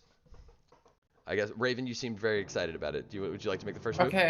Okay, guys. So as long as we just hold out until the end of the round, then and push the people out of the ring. We got to push the people out of the ring, and there's too many of them to fit in the ring. Firstly, so there's we're people the winners. politely waiting outside for their turn because there's like a maximum number of participants. Yeah, and so they're politely waiting. Raven, thanks for yourself. Well, this wasn't exactly the plan, but and then I suppose they're coming towards me, Yeah, you have a couple of them like they're like climbing. One of them's climbing up one of those like plastic rock wall things that's on the side of your King of the Hill. Another one is like walking very carefully across like a balance beam towards you. Another Okay, one's so on a I- zip line. Can I just turn undead? Can I do that? Yes. And 11. just combine. As long as you continue to hold. Nice. So tell us how you do the turn undead. Yeah, so I pull out my amulet of Velu, or my holy symbol, With the bell on it. with the bell, yeah, on my cudgel, and yeah, they look at it and they're like, oh my gosh, that's the power of Velu, and they see my like emanating spiritual pressure, and it just causes fear. Yeah. They like hit a wall. Pong. Dang it! The rules of Valu. Well, she can only hold it for so long. We'll wait. And they can't get any closer. Also, cool. you momentarily daze intelligent undead. Oh, so they're all like really confused. And the one falls off the balance beam. One of them the other one slides down the wall, and the other person's like, "Wait, zip lines? Am I supposed to hold on or let go? Let go, right?" And they let go. They like fall off in the middle, and they get caught by like a tether, and are gently lowered down. And those three kind of leave, and three more come in, and are then again dazed for a moment, and they're like, wait, which side of this is the boundary? And they put their foot on. After they step in, they step their foot out, and you see, you hear a buzzer, and you see a red light, and like a couple of them keep getting confused and like breaking the rules on accident. Be like, well, I'm out, I guess. And they step outside the circle and begin politely taking their gear off. Good game, yeah. Oh, that was wonderful. Did you stretch first? Oh, of course I stretched first. And you see the ones that are waiting are like politely stretching. You know. You are effectively holding your ground. Who would like to make a move next? I guess I will. Can I cast a spell? Yeah. I'd like to use Demonic Missile. Nice. Try and push a few of them back outside of the circle. Go ahead. 7. 7. Okay, what's the drawback? Draw unwelcome attention to myself. He's cheating! They say. Referee holds up a yellow card, right? Oh. And you are sent to a penalty box. Okay. Oh no! Ray, we'll get you out. Yeah, you're sent to a penalty box, and you have to wait, and you can't help your other people, but you do effectively knock everybody off of the hill. Oh, good. You know, you do hit a couple of them. You cast your spell, and they explode and just die. There's like limbs and like a little, like a little gore and blood, like on where one person was standing is now like, and they're like, he's cheating. Did you see this? And they hold up the yellow card. You're, and you're Then escorted Ray to a penalty says, box. then as Ray is being escorted to the penalty box, he starts just picking up the hands of the fallen people. Oh, okay. Oh no! Yes, Ray. More hands. Oh man, the handy Damn. adventurers, the Tanner. handyman. Hands Yeah. of Velu. They're all Hands of Velu. they're all ethically sourced hands. Yeah. All right, so Ray, you've been put in a penalty box. No. Who would like to make a move next? I think I'd like to try and talk to them and convince some of them to step out. Can I cast bless while I'm in the penalty box since it's like not offensive? No.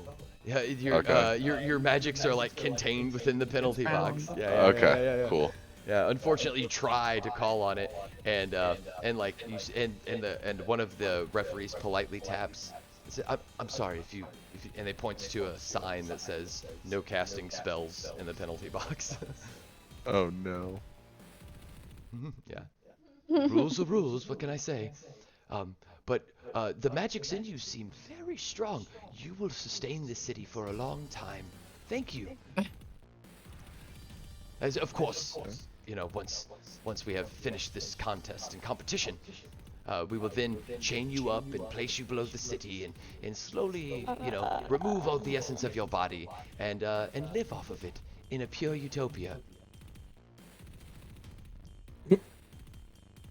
Alrighty.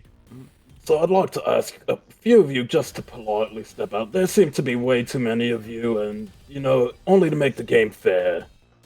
I think it'd be a lot more fair if a few of you stepped out. I'm trying to parlay with them to... I don't know. Yeah, well, I don't know. They're still under confusion, right? Some of them, yeah. Parlay, Spout Lore, Defy Danger. I think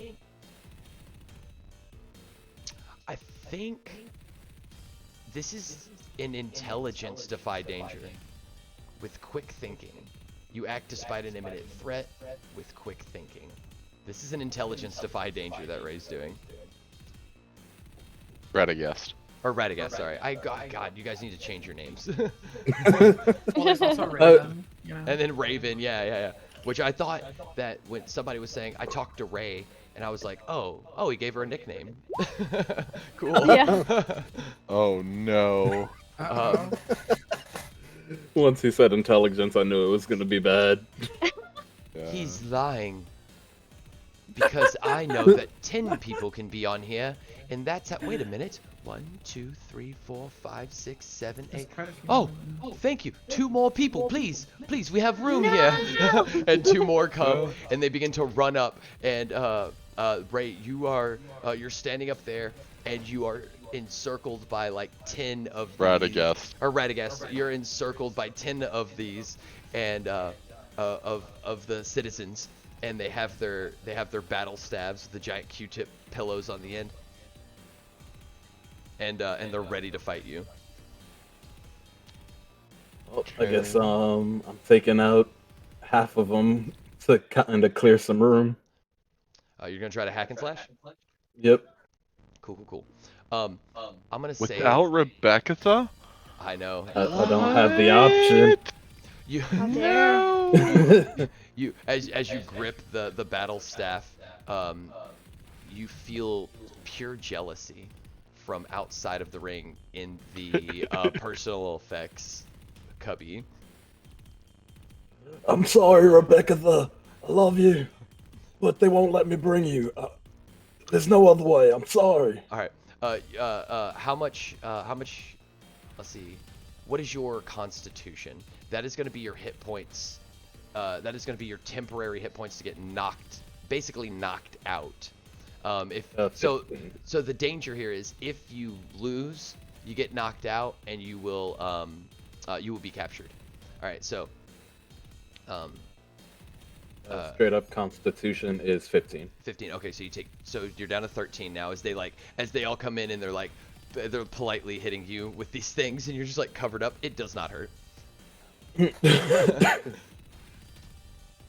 All right, and let's make our hack and slash to try and knock them away. Nice. Okay, tell me how you knock all of them off. As they're beating down on me, I start. It doesn't really hurt, but it's more like that annoying, like if you have a little kid kind of slapping you feeling. So I just kind of bulk up and freak out, and then start swinging like a baseball bat almost, swinging around. Teeth knocking bared them all down. back. Teeth bared down on like your mouth guard, like the way you're screaming. Yeah. That weird plastic kind of full face mask and your little plastic helmet. He goes Super Saiyan with the battle staff. Yeah. And they all go flying off. All right. And Celeste, what move would you like to make as you're sitting up here? I'll also do a hack and slash with the thing. Nice. Yeah. I'll try at least. Everybody be careful. she can turn into a dove. You just miss. Yep. You swing on them and miss. Take and your they, XP. Take your XP. Oh yeah. Thank Yeah, you, thank you. take your XP. Oh, also Ray, or Radagast for you as well, whenever you rolled that one. I did. They swing back at you, take 2 points of damage. In your temp HP is your constitution. As you guys see that, like, Celeste is like, "Pow, pow, pow, pow, pow, pow." They're starting to overwhelm her on top of her, a hill. Raven, you see a timer going, and a green light flashes, and everybody, oh, she defended the hill. Well, okay. And they all turn around and walk away from you, Raven. You have successfully defended the hill. Are they still inside the circle, or are they outside of the circle? They all begin walking outside of the circle because they've lost, but some of them are still in there making their way that way. But the time is over. Yeah, you did. You see, winner, White Raven. But then whoever's standing outside the circle is against the rules. A couple of them explode. Oh no, we lost. Wait a minute, I wasn't cheating. And they explode anyway. Oh no. All in a day's work. Yeah. As Raven stumbles and is just like falling over to pick up the pieces of these people. Yeah, all just their hands though, right? Or Yeah. okay, I didn't know. I didn't know if there was like Maybe there's a character head. growth. Yeah, character growth. She picks up a head. Great. Oh yeah, maybe I'll you only use a head this time. And she's just like joyous. Baloo, baloo. Baloo, baloo, baloo. Walk through the middle. Not a single one tries to. In fact, some of them are like, well done. That was. They all say in unison, well done. That wonderful performance. We will talk about it for a long time. Of course, we will capture you and use your body to and soul to fuel this utopia. But because you're a winner, you will turn the suffering and agony off. So you won't suffer like all of your friends. You will just be in a mindless state of being drained. Congratulations.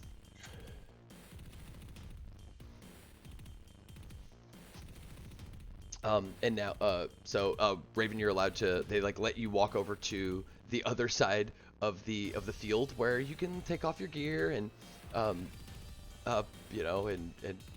collect your personal belongings. I do that. Okay. All right. Ray, Yes. penalty booth, bro. Can I parlay with the referee? Yeah, yeah. What do you say? Oh, yeah. Before you roll, what do you say? I say, parlay, good bro. sir. I say, good sir. Please let me out of here. The English accent helps. Well, didn't they Okay. explode? Trust me. The referee didn't. The referee knows follows all the rules. 6. Damn it. Oh, I see. Of I course. was confused. Of course I'll let you out. Just as soon as the timer is up. And he points over to a timer. And whenever you go and look at it, it says 10,000 years. Oh no. How tall is the timer? How tall is it? Yeah, like is it on like a billboard or something? Yeah. Sure. Oh no. Well, where would you like it to be, actually? Well, right in front of me, I want to smash it. I think that when we come back around, I think Raven, so you want to make your way over and change the time somehow, so they let Yeah, Ray that'd out? be. Yeah, I think that'd be funny. Time magic. Yeah. That's, okay. I love that idea to let Ray out. Alright, I was thinking it while you were talking. Yeah. Okay, so we'll come back around to that. Radagast, you're up on top of the thing, and they're coming at you. And if you successfully defend this, then the hill will be yours. How would you like to defend it?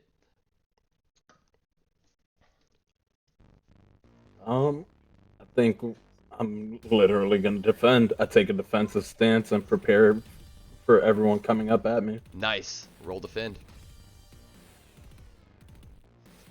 Nope. Oof.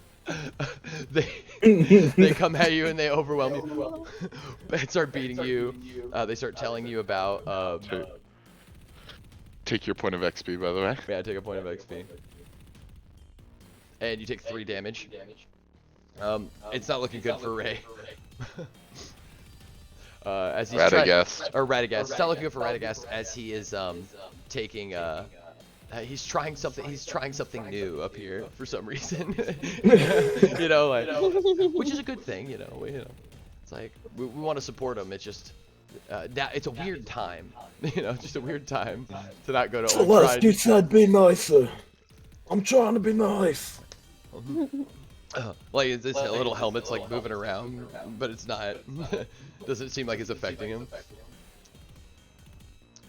Celeste,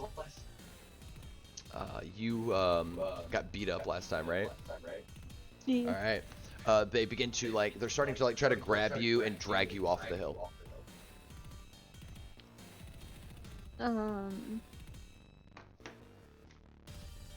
Celeste is going to turn into like a squirrel. Owlbear. An owlbear, but I was. But Radagast said I couldn't turn into an owlbear anymore. Last time was the last time. You know there are other things than owlbears. I'll just turn Like into you a could Bear be a normal owl. bear. completely Turn into a normal bear bear. owl. Turn A into bear owl? Yeah. What does that look like, No, Ray? Let no me know. feathers. It's more bear than owl. Ah, okay. You can turn into a moose, I could turn into a moose or a turtle, or a turtle. or a fish. I probably shouldn't turn into a fish. What about a humpback whale so you push all of them out of the circle? God. Like destroy the arena. Then I'll have to take damage. It's turn into like a leviathan. Because I or can't something. breathe. Whales are mammals. Oh yeah, they are. Yeah. Yeah, they forgot. breathe air. Yeah, Yeah. They breathe air out of their bowl. Everyone knows. Oh my god. Well. Turn let's to a go. hippopotamus. You wanna do Yeah, whale? that'd be cool. I just don't want to knock everyone out. Turn into a giant eagle. Yeah. Let's go hippo. They're pretty scary. Okay. Yeah, they're very deadly as well. Yeah. Hippopotamus. So you got your hold. Okay. So Got 2 hold. hold. You turn into a hippopotamus. Wait, that's cheating. Referee. But I think the referee is like explaining the rules with his back turned. As Ray keeps Ray? trying to cast spells, he's like, the sign is right there. It's clear that you're not supposed to be doing this. The rules, like, there is no magic to stop you. You could do whatever you want. It's just that this is, you know, we all follow the rules. I just didn't see. I don't know where the rules are posted, and I start like going like towards them, like just walking them back. You start walking them back, and they're like, but this isn't fair. She's breaking the rules.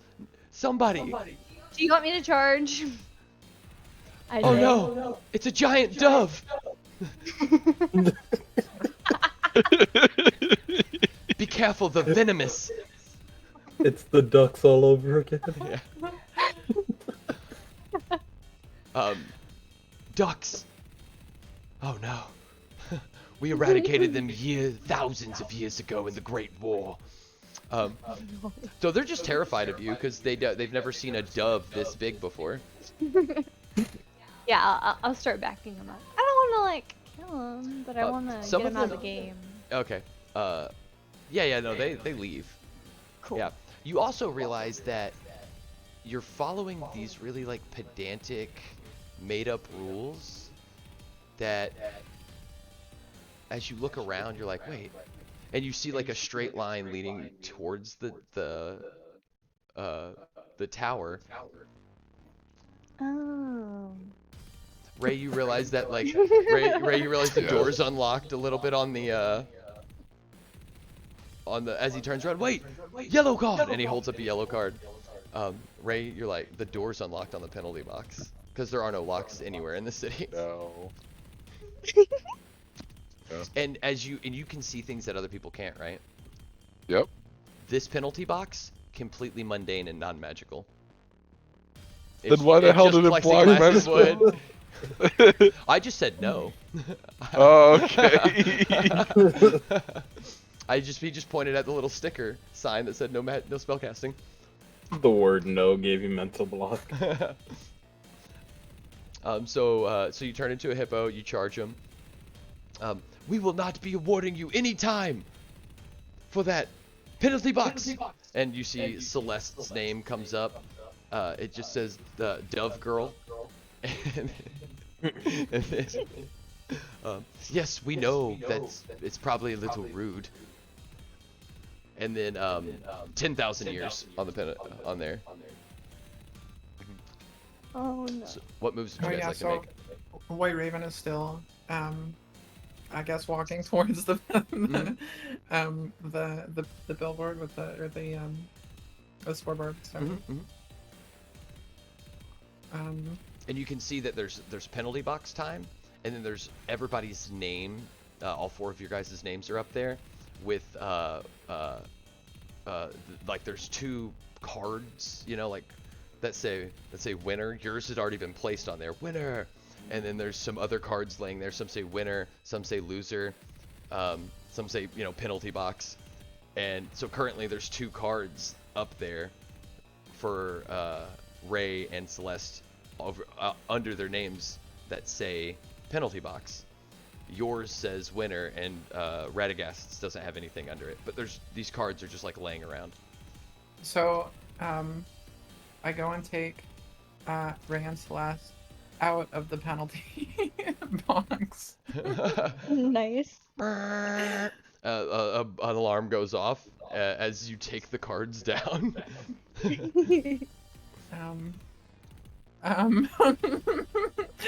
I get very nervous. As you're looking between winner and loser sign. Oh no, which one? And there's also a Sharpie laying down there, and the back of the sign is white and blank. If you want to get creative. And I then take all of the cards, Uh-huh. because I don't know what to do, and then I petition sacrifice and sacrifice the cards. And they just all disappear? Yes. And they all disappear. Nice. Everybody, so all the people all of a sudden get very confused because they don't know the rules of the game. Like, wait a minute.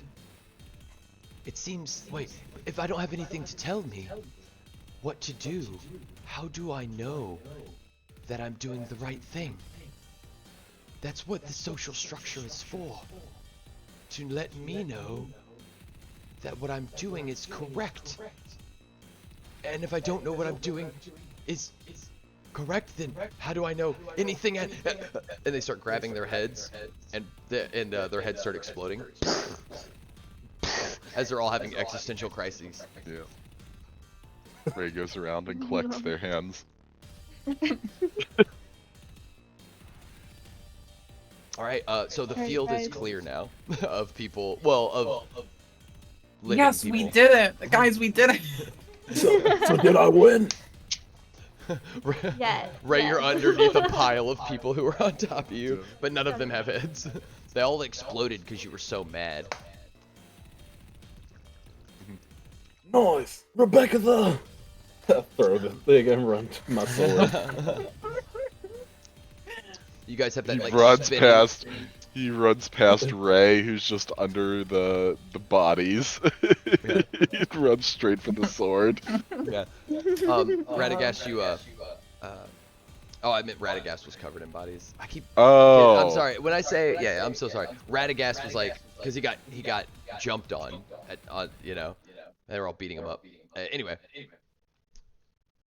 And they Yeah, all you had- explode on him in a bloody mess. Mm-hmm. You have that Just moment that reunion moment. in the sun. You're spinning around. Yeah. Put the camera on your face. Put the camera on the sword hilt. Put the camera on your face. Put the camera on the sword hilt. You guys walk up as Ray's like closing his eyes and tilting his head a little towards the sword. Okay.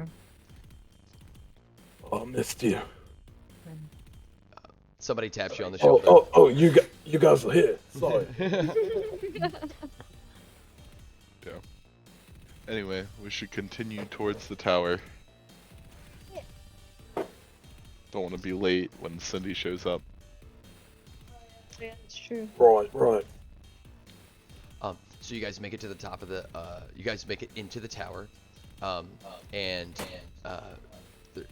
you see that there are velvet ropes, and people are chasing you, and there's these like velvet ropes like in a museum leading up to the front door, blocking that are like in front of the stairs and leading to the door. What would you like to do? Let's block off the tower with those ropes to make it look like someone closed it on purpose. And is there any paper around anywhere that we can use to write on? Yeah. Yeah, we make a professional looking sign that says closed for maintenance. As you're beginning to close the door, thousands of people coming from the streets go right up to the velvet ropes, and they're looking at it, and then they look up at you, and they see the sign, and and they just wait, like they're held back by that. That's it. It worked, because those are the rules, right? You can't just go past a velvet rope. Yep. Come join us, they all say in unison. Well, it was terrible meeting you all. Join us. Yeah. Join us. And you guys make your way up to the top of the tower. Yes, sir. And you get to the door with a very long sign. You get to the very top, and up at the top is the Archmagus Matilda. Well, I'm glad that you've come here, because I thought you would, and I was beginning to doubt myself. But then you showed up, and now I feel, that my thoughts were valid. I feel validated, and I thank you for that. So I just have a question for you. Do you follow the same rules as these zombies down here? I am the rules. Oh, well. There is nothing but the rules. Oh. Well, that's awkward. Well, I'm just gonna step over here and grab this crystal, if that's okay with you, Matilda. Oh, just over Broken there. anyway. Yeah, it's broken anyway. You don't need it, right? To the crystal? Yeah. Oh, of course, be my guest. Just walk right up. No. Yeah, just walk right on over there. I start backpedaling, I'd like never breaking to- eye contact with her. Yeah, I'd like to aid him, if that's alright. Just kind of protect him from danger, if there so be it. Because Ray kind of feels the situation is a little bit weird. So can I do that? What's weird about this situation, Ray? I control this place. We have all chosen to forego anger, malice, anxiety, fear. You have no need to doubt yourself, because all the rules are laid out in front of you. You have no need to worry, because we all follow them. You're the outsiders here. You are ruining this society. And for you to contribute, well, we'll just place you underneath the middle, inside. There's like, we've designed this kind of mechanism, right? It's very clever. I did it myself. And then, what do you roll?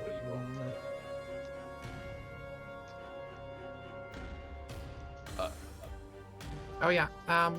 So, White Raven is just really not interested in anything that this person is saying, and pulls out another, another the way hand. that it's designed, it's really quite clever, and so yeah, keep going. And so she pulls out the hand and prays to Volu to Miter. to create a vibration, just so large vibration, in the staff, in the cudgel of resonance, because I'm just upset now, and this is, I'm done, I'm sick of it, and I stamp the end of the cudgel into the ground, and the power of Volu, hopefully, all right, roll your petition. Roll to petition. Wait, actually, is there a roll for that? I think you just make the sacrifice. Yeah, I just made the sacrifice. Okay. Yeah. So Well, she could sacrifice the head. Oh, and the head. Yeah, I sacrificed that too. So you're gonna sacrifice all of the limbs that you've gathered so far. Yeah, Ray offers his as well. Right. Everybody, give me all the extra body parts. Give me all your extra body parts. Yep. All right. Just weird that you guys carry these around. Before she does it, can I cast No, well, can I cast bless on her? Well, there's no roll necessary, right? She's gonna get a boon. Okay. Raven, it's going to take 1d4 rounds, basically. So 4 rounds for you to do a full sacrifice, right? To fully complete this ritual. But it will be a very large boon, basically, as long as you're like not interrupted. So basically you're conducting this ritual that's about to happen in the middle of this fight, and as long as you're not interrupted, then something magnificent is going to happen, right? Does that make sense? Okay, Celeste, you're ready to turn into like a bird or something, right? So we can. She already is a fly outta bird. here. She's the 4-legged, tusked hippopotamus bird. Okay, we're already cooking then. Yeah. Okay. Are you still the hippo, or are you Celeste? Yeah, I'll be defending White Raven. You're gonna defend her? I'm or like trying to distract the other lady. Like all of my moves I think will be towards like. Yeah. I'll try and get as far away from White Raven as possible and start distracting her by casting spells at her. Okay. And Radagast, what's your plan? My plan is to slowly back towards the crystal so I can grab it. And your plan is to try to make your way to the crystal. Okay, cool, guys. I like it.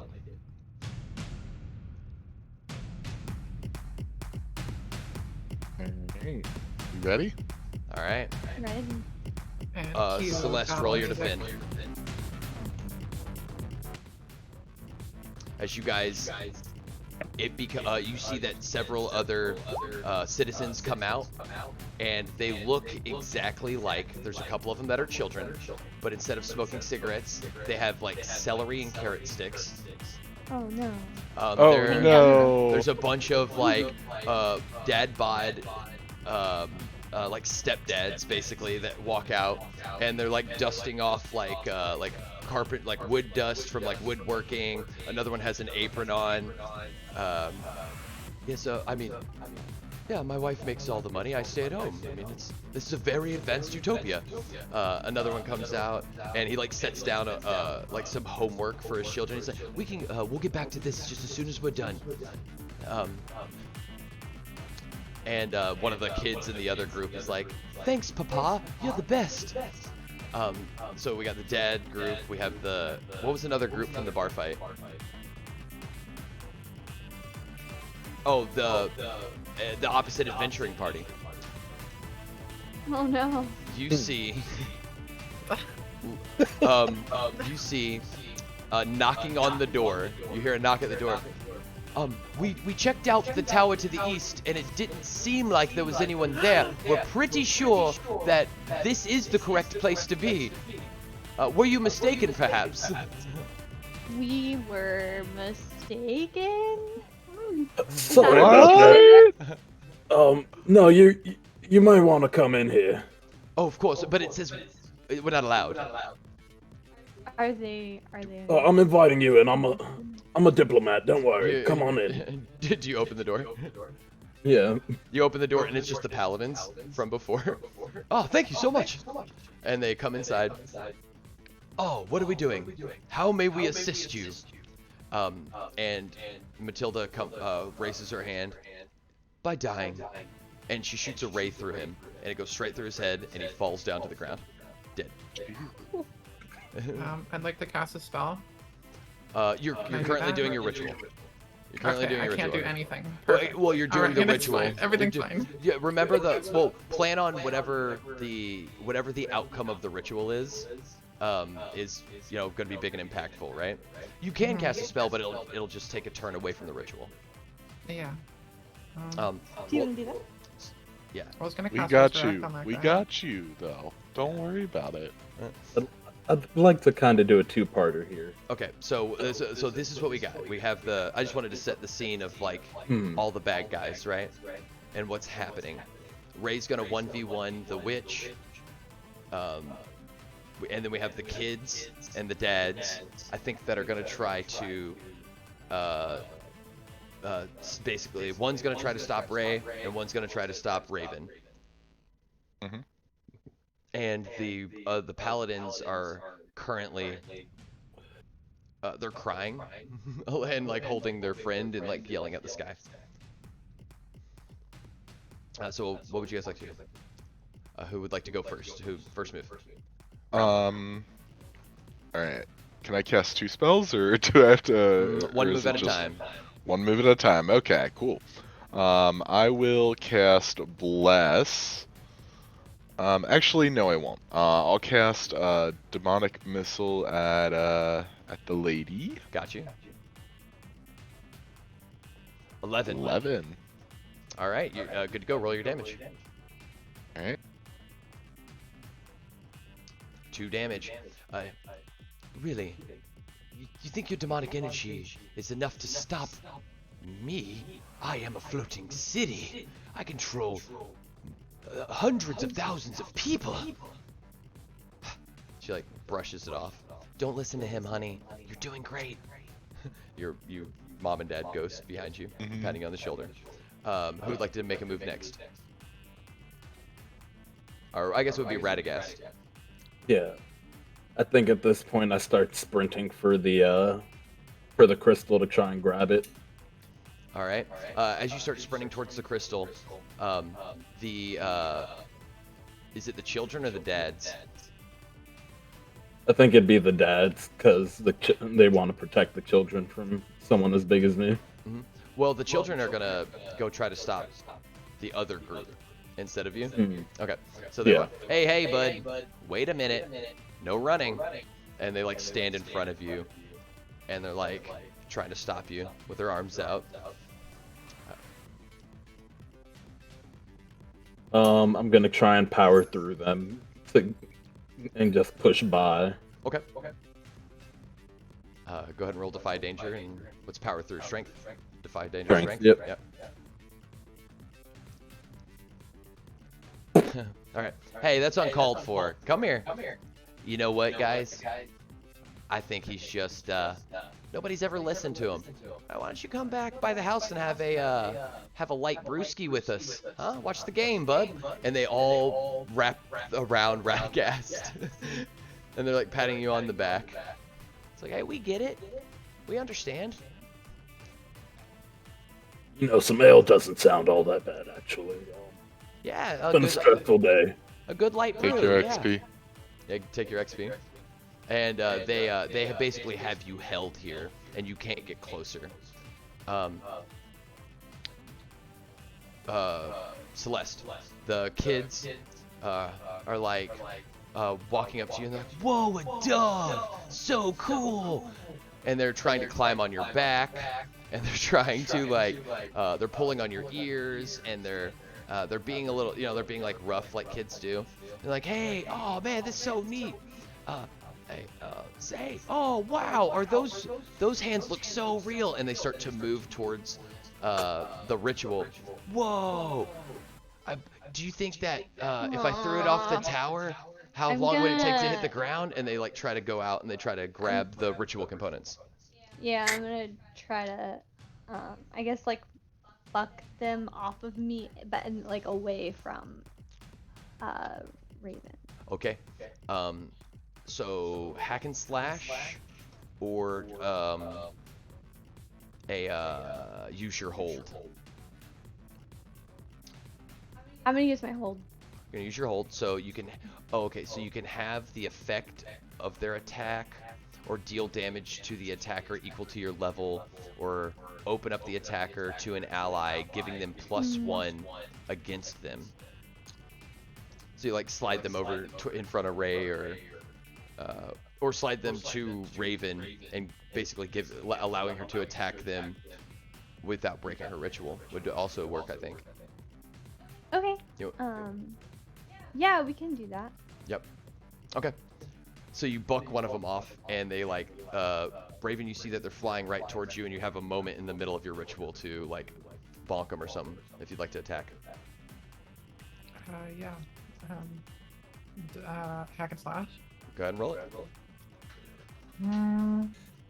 Would it be better to roll defend? That's what Celeste was using, by the way, was the defend. So you get like a point that you could roll sure. Yeah, whatever you like. 12. Nice. That's all right. And nat 12. So you just like, the little kid comes by, and what do you tell them? What rule do you tell them stops them from messing with your ritual? Nat 12. Well, what would make them stop? Literally I would anything go- you tell them. You're an adult. I would- Yeah. I would. Oh yeah, just anything. You're an adult. I'd say, stop right there, criminal scum. You violated the law. And they would stop and just look at me, probably. Oh, they do stop. They do stop. Wait, the law? And they're kind of stand there confused. So you get through one round of your ritual. A couple of the hands disappear. Then Matilda is going to attack Ray. Okay. Take 6 points of damage as Jesus. yeah, as she says, as she begins to scold you for not brushing your teeth ever. It makes you Okay. yeah. And now we'll move to the Radagast. What would you like to do?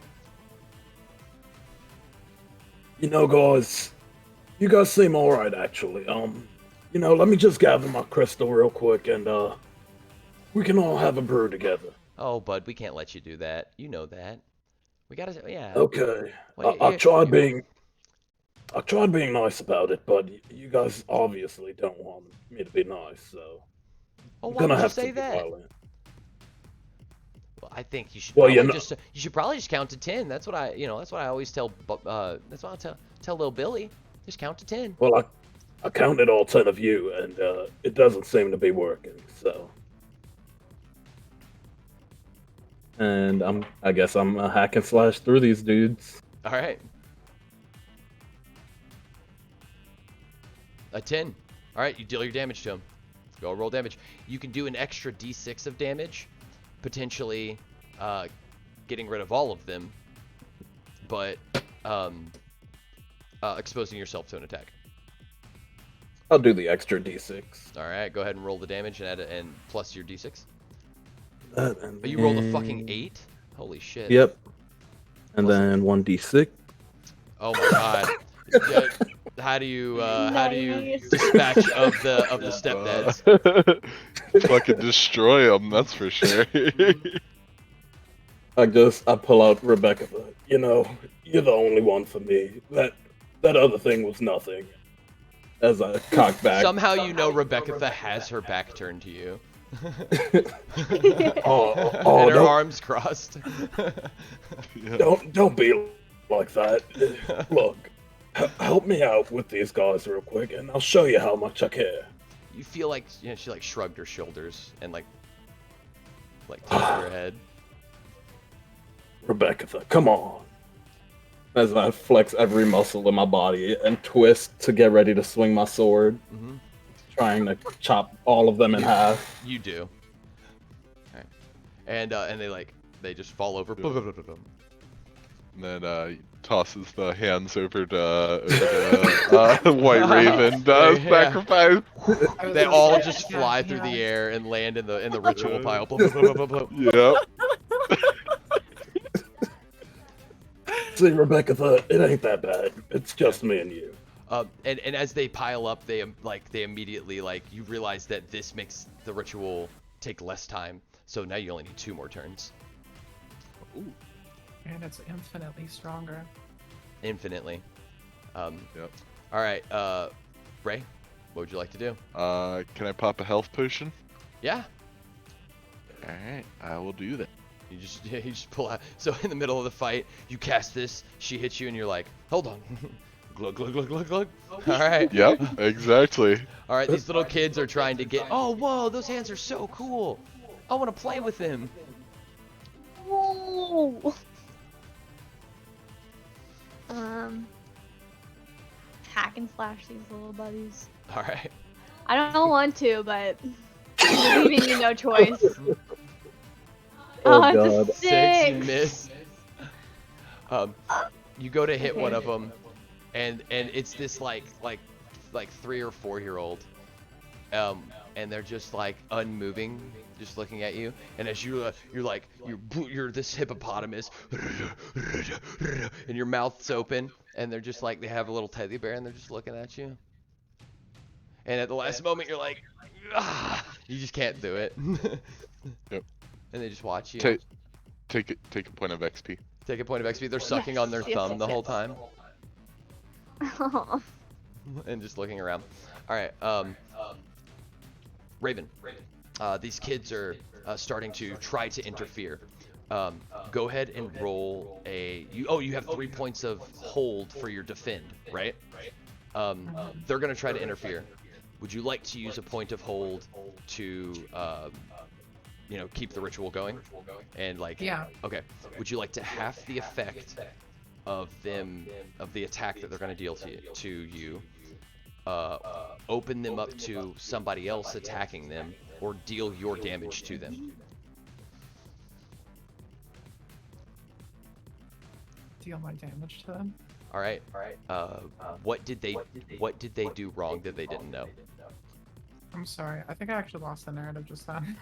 Actually, hold on. There's a bunch of little kids trying to grab dismembered hands and a dismembered head from a ritual circle that you are conducting. Oh, Right? okay, And yeah. what's confusing about that? Well, so they're not trying to attack me. No. They're just trying to stop your ritual. They're basically, if they succeed, they're gonna make the time for your ritual longer. I can use the hold point, yeah. Yeah, you use a whole point, and you can half their effect. You can open them up for one of your other allies to attack them, or you can deal your damage to them. I'm gonna open up the attacker to an ally. All right, which one? Pick a friend. Ray, what are you doing right now? I'm 1v1 in the boss. Yeah, he's okay, he's well... chugging a potion, and he looks over at you. At this point, I'm just tanking the boss. Really, that's all it is. I mean, That's it. Once a tank, always a tank. Yes, exactly. I'm a tank in New World. Not nice. Okay. I don't want to ask what everybody's doing because that's gonna take a while. I'm just gonna deal damage to the attacker. All right. There we go. All right. So roll your damage. And with the power of the loop. All right, 4 damage. They run up and you smack one of their hands, and they pull it back, and they start crying. Ow! Why did you do that? And then another kid that was going to grab the hand beside him was like, "You're so mean," and they start crying too because this other kid's crying. Oh. And then now all the kids are crying because the one started crying. That's amazing. I need a nap. Where's my Oh, dad? White Raven, children, really? I understand the older ones, but children? Yeah. As she's like sorry, I holding can't hands help up, but bully them. dismembered hands.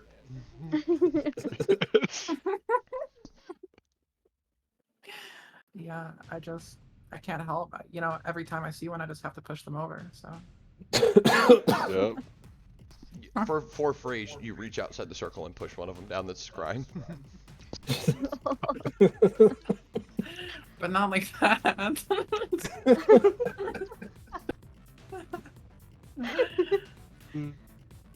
All right, so Insult to injury.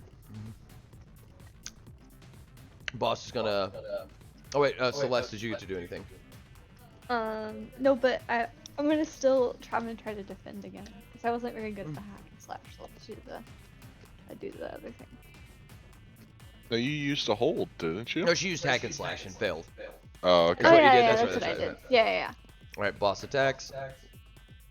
She says some. Oh, remember 2 of those. Take 9 damage, Ray. As she Glad I chugged that health potion. and she tells you something really mean about yourself that you didn't think anybody noticed. And she's very spiteful. And then the paladins look around and like, what is happening? We've never been hurt before, ever. We've only succeeded at everything we've ever done. None of us have ever faced a challenge because we always win. Dragons, liches, leviathans, liches. You said that one already. Oh, okay. What is failure? And why does it hurt? And they seem paralyzed and can't help you. Oh, lovely. Radagast. I dash over and grab the crystal now that it's pretty much in the clear.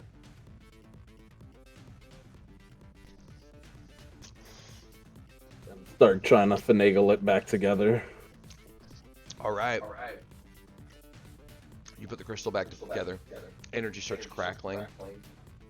What are you doing? You're gonna kill us all. Well, it's better to die in glory than to die to a psycho. No, I live forever. Off of your essences. That's the best. That is the best timeline. Well, I don't think you're gonna live forever if this whole island comes clambering down to the ground. Oh, it won't. Roll a defy danger as she tries to cast a spell at you.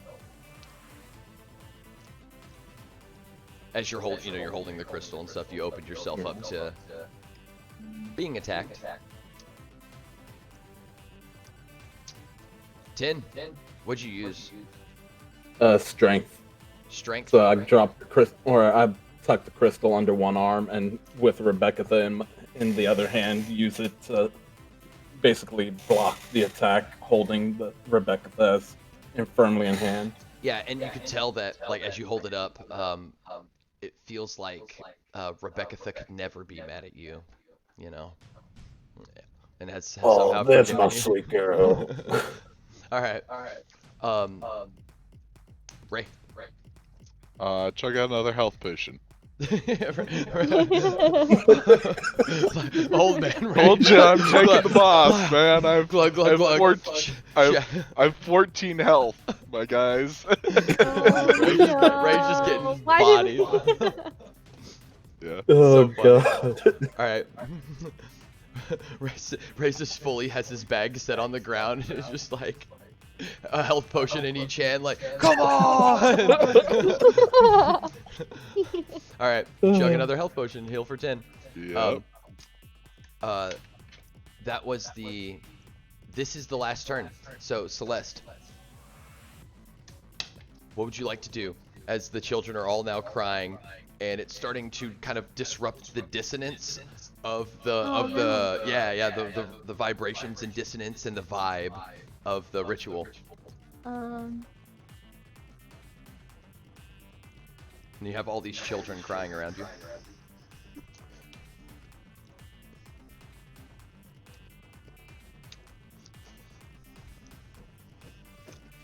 I kind of want to create a distraction Mm-hmm. by, like, I don't know, Turn into a flying using squirrel. a hold to Turn into into a a flying fly. squirrel. Okay, we'll have to do that. We'll have to do that. We'll shapeshift into a flying squirrel and start running around, see if they can remember. All right. They all freak out, and they're like, "Why is that dove so fuzzy? I want to hug it." And they Oh begin, no, I forgot. and they all begin chasing you, just like in the beginning of the story when all the kids chased you That's- before. And you That's start, awesome. guys. and you're like jumping and running around the room. And Raven, the Radagast has the crystal held together, its power arcing. The Matilda is scolding the old man with her back turned to you. A bunch of children are chasing a flying squirrel around the room, and you are sitting in the middle of a ritual circle full of human body parts that now disappear, and the head being the last one, to Valu, and your ritual is complete. The power of Valu is now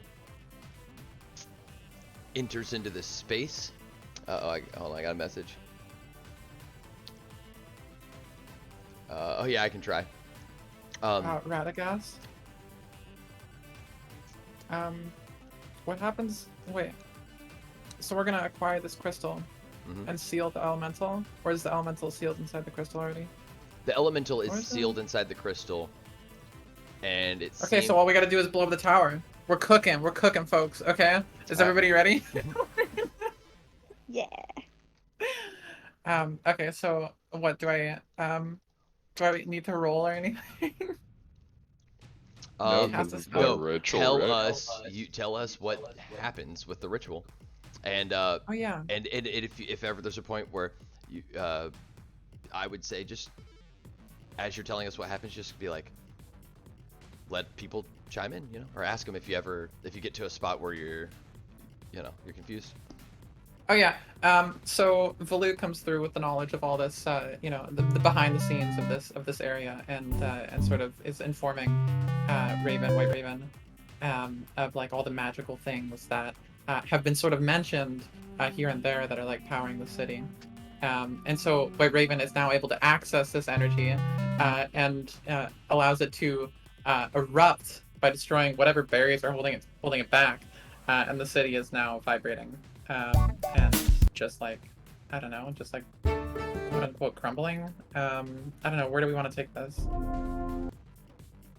I was gonna take it a different way, but yours is great. I love it. I think with the vibrations from the ritual, the crystal starts to, or basically it creates a speed up in the process of the crystal, starting to free the elemental to help destroy the floating city.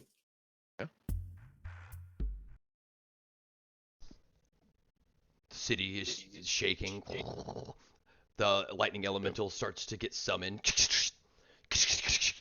um, and Matilda's like, "No!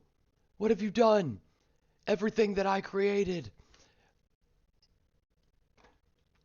I won't let you I get told away you with this place this. was going down. I won't let you get away with this." And she starts to, like, her body begins to like crack. And she starts to like transform, right, into this giant dragon. And the paladins say, "Now that's more like it. and they pull out all their weapons and they begin, like, you see one of them runs up her tail gleaming with energy, jumps off backwards, and these golden wings illuminate and they begin like flying around it. Another one like holds up their hand and glow, and this like golden energy goes over their entire body, and now they are wearing like full plate armor that is like this holy light. And like they clasp their hands together, and they have these giant like two giant maces in their hand that are glowing with holy energy and purpose. And another one walks up and like pulls out like some wire and like throws it up in the air, and it begins to like wrap all around in this like golden light, and like and it like begins dragging the Matilda dragon down. Matilda blows fire on towards you guys, and you're like, ah! And one of the paladins runs in front of you and holds up a hand, completely blocking the fire with a giant shield. The whole city's coming down, and it looks like they're well within their element. Giant dragon fight. Not stepdads, not children's, not a scolding mother figure in the middle. They get this. They understand this. All right. Well, has the brainwash been dropped from Cindy and the others? Is the question. Oh, those kids? Hmm. That wasn't Cindy and them. That was just Oh. like they were just kids from the city, but were like a That group. resembled. And so instead of cigarettes, they had like celery. And actually, no, I like what you said better. It was Cindy and them. That's exactly who it was. And Cindy looks down. What the hell is this? Celery. I hate ants on a log. Ants on a log really pisses me off. And she pulls out a pack of cigarettes. What happened? She brainwashed us. Yeah, she did. But I think the paladins got it from here. I think it's time for us to go. Yeah, we deal with Whole people, place is not upside down. dragons. So, The power bring of those parasails. So, yeah, no problem. Yeah, right here. You guys see that they're just been sitting there the whole time. They were just kind of sitting in the corner. And there, you see a small like shelf cubby right as you enter the door that says personal possessions. And tucked inside there are like the kids run over. They pull out like brass knuckles and a bat. And he kisses it and he puts it on his back. Yeah, they take off their like little school shorts and stuff, and they put on their other clothes of like leather jackets without any sleeves on them. And just laughing. I just realized we completely forgot about Tommy again.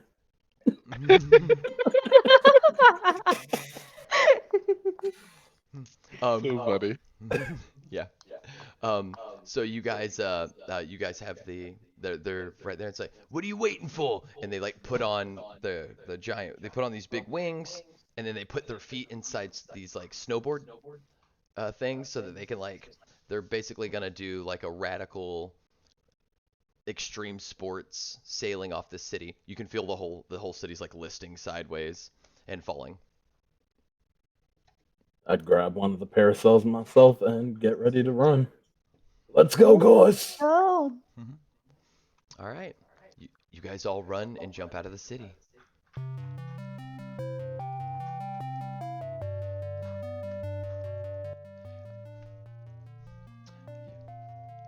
You what? Oh, do you guys hear the music? No. You guys don't hear the music. There. I'm gonna reload. Wait for a second.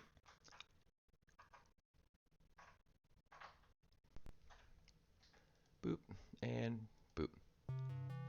Can you hear it now? Yep. Yep. All right. Yeah. You guys are sailing through the skies. In this like, you see the kids beside you like smiling. They all have goggles, and you don't. So like you just tears going past you, like running past your eyes. But they all have goggles on. They prepared. And behind you, you see the paladins fighting the dragon. You see this storm starting to take shape of a humanoid, and it like grabs in its hand and it punches down through the tower into the center of the city. It looks like it's destroying the machine that was enslaving all these people. And going into the middle of the city, you see Tommy kind of pushing his way through the crowd of people towards the velvet ropes, and he sees you guys. Shit.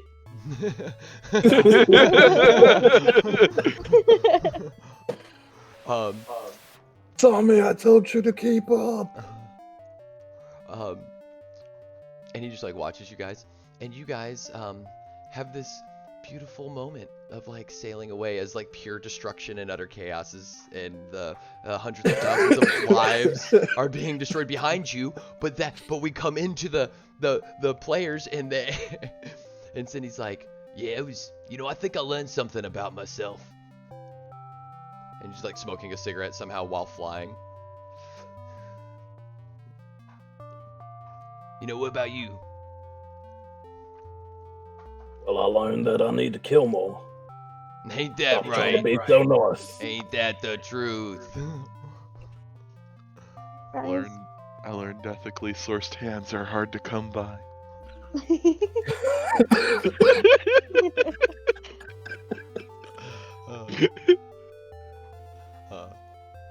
Guys, I think we might be the bad guys. Celeste is having like an existential crisis. Yeah. Hey. White Raven is just there, just was muttering very quietly, "Another happy landing," even though we're still flying. Another happy landing.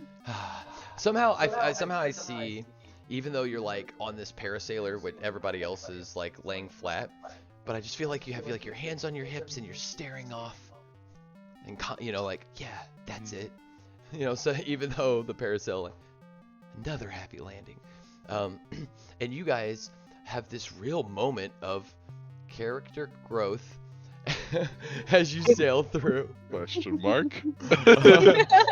And you guys have been this journey has transformed you all for the better and armed you with the tools that you'll need to power through life as real heroes. The city, like this falling city behind you.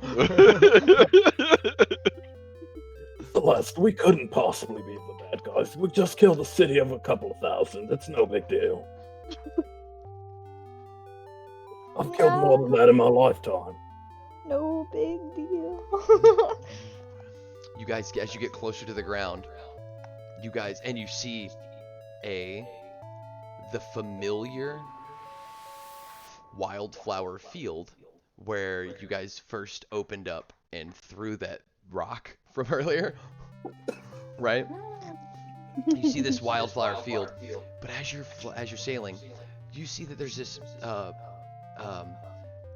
large city that has just been built, and you guys are sailing over it, right?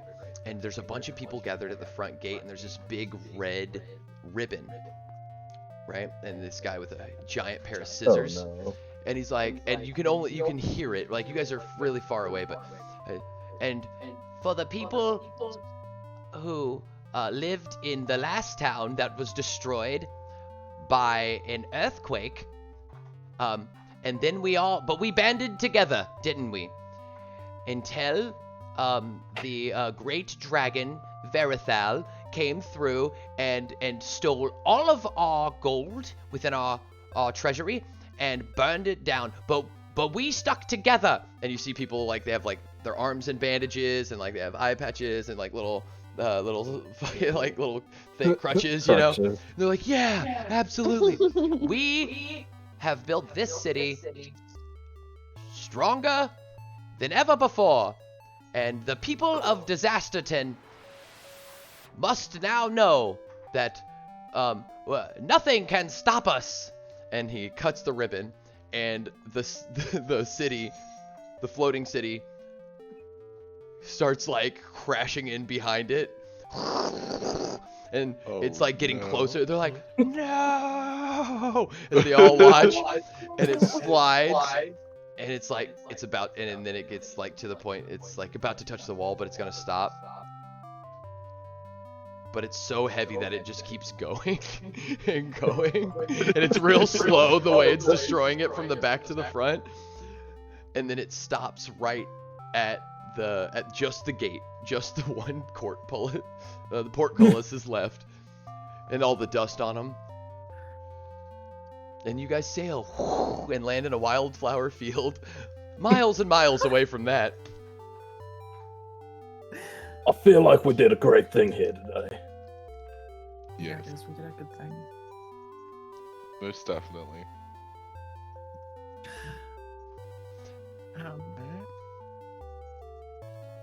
Time to go to the tavern. And you guys make your way off back to the tavern, with the feeling of seething and hatred emanating from a small crystal in White Raven's pouch as you head off to the tavern. And that is the end of our story for Team Awesome and Adventureland. Thank you, Justin. Thank you guys. That was a blast. Thank you. That That was was all awesome. Mhm. Wow. You guys This are great team awesome. storytellers. Yeah. Well, so I'm gonna. I'm satisfied with this ending. Me too. All right, guys. Well, we're gonna end the stream now. So I love you, and we'll see you later. Yeah. Peace.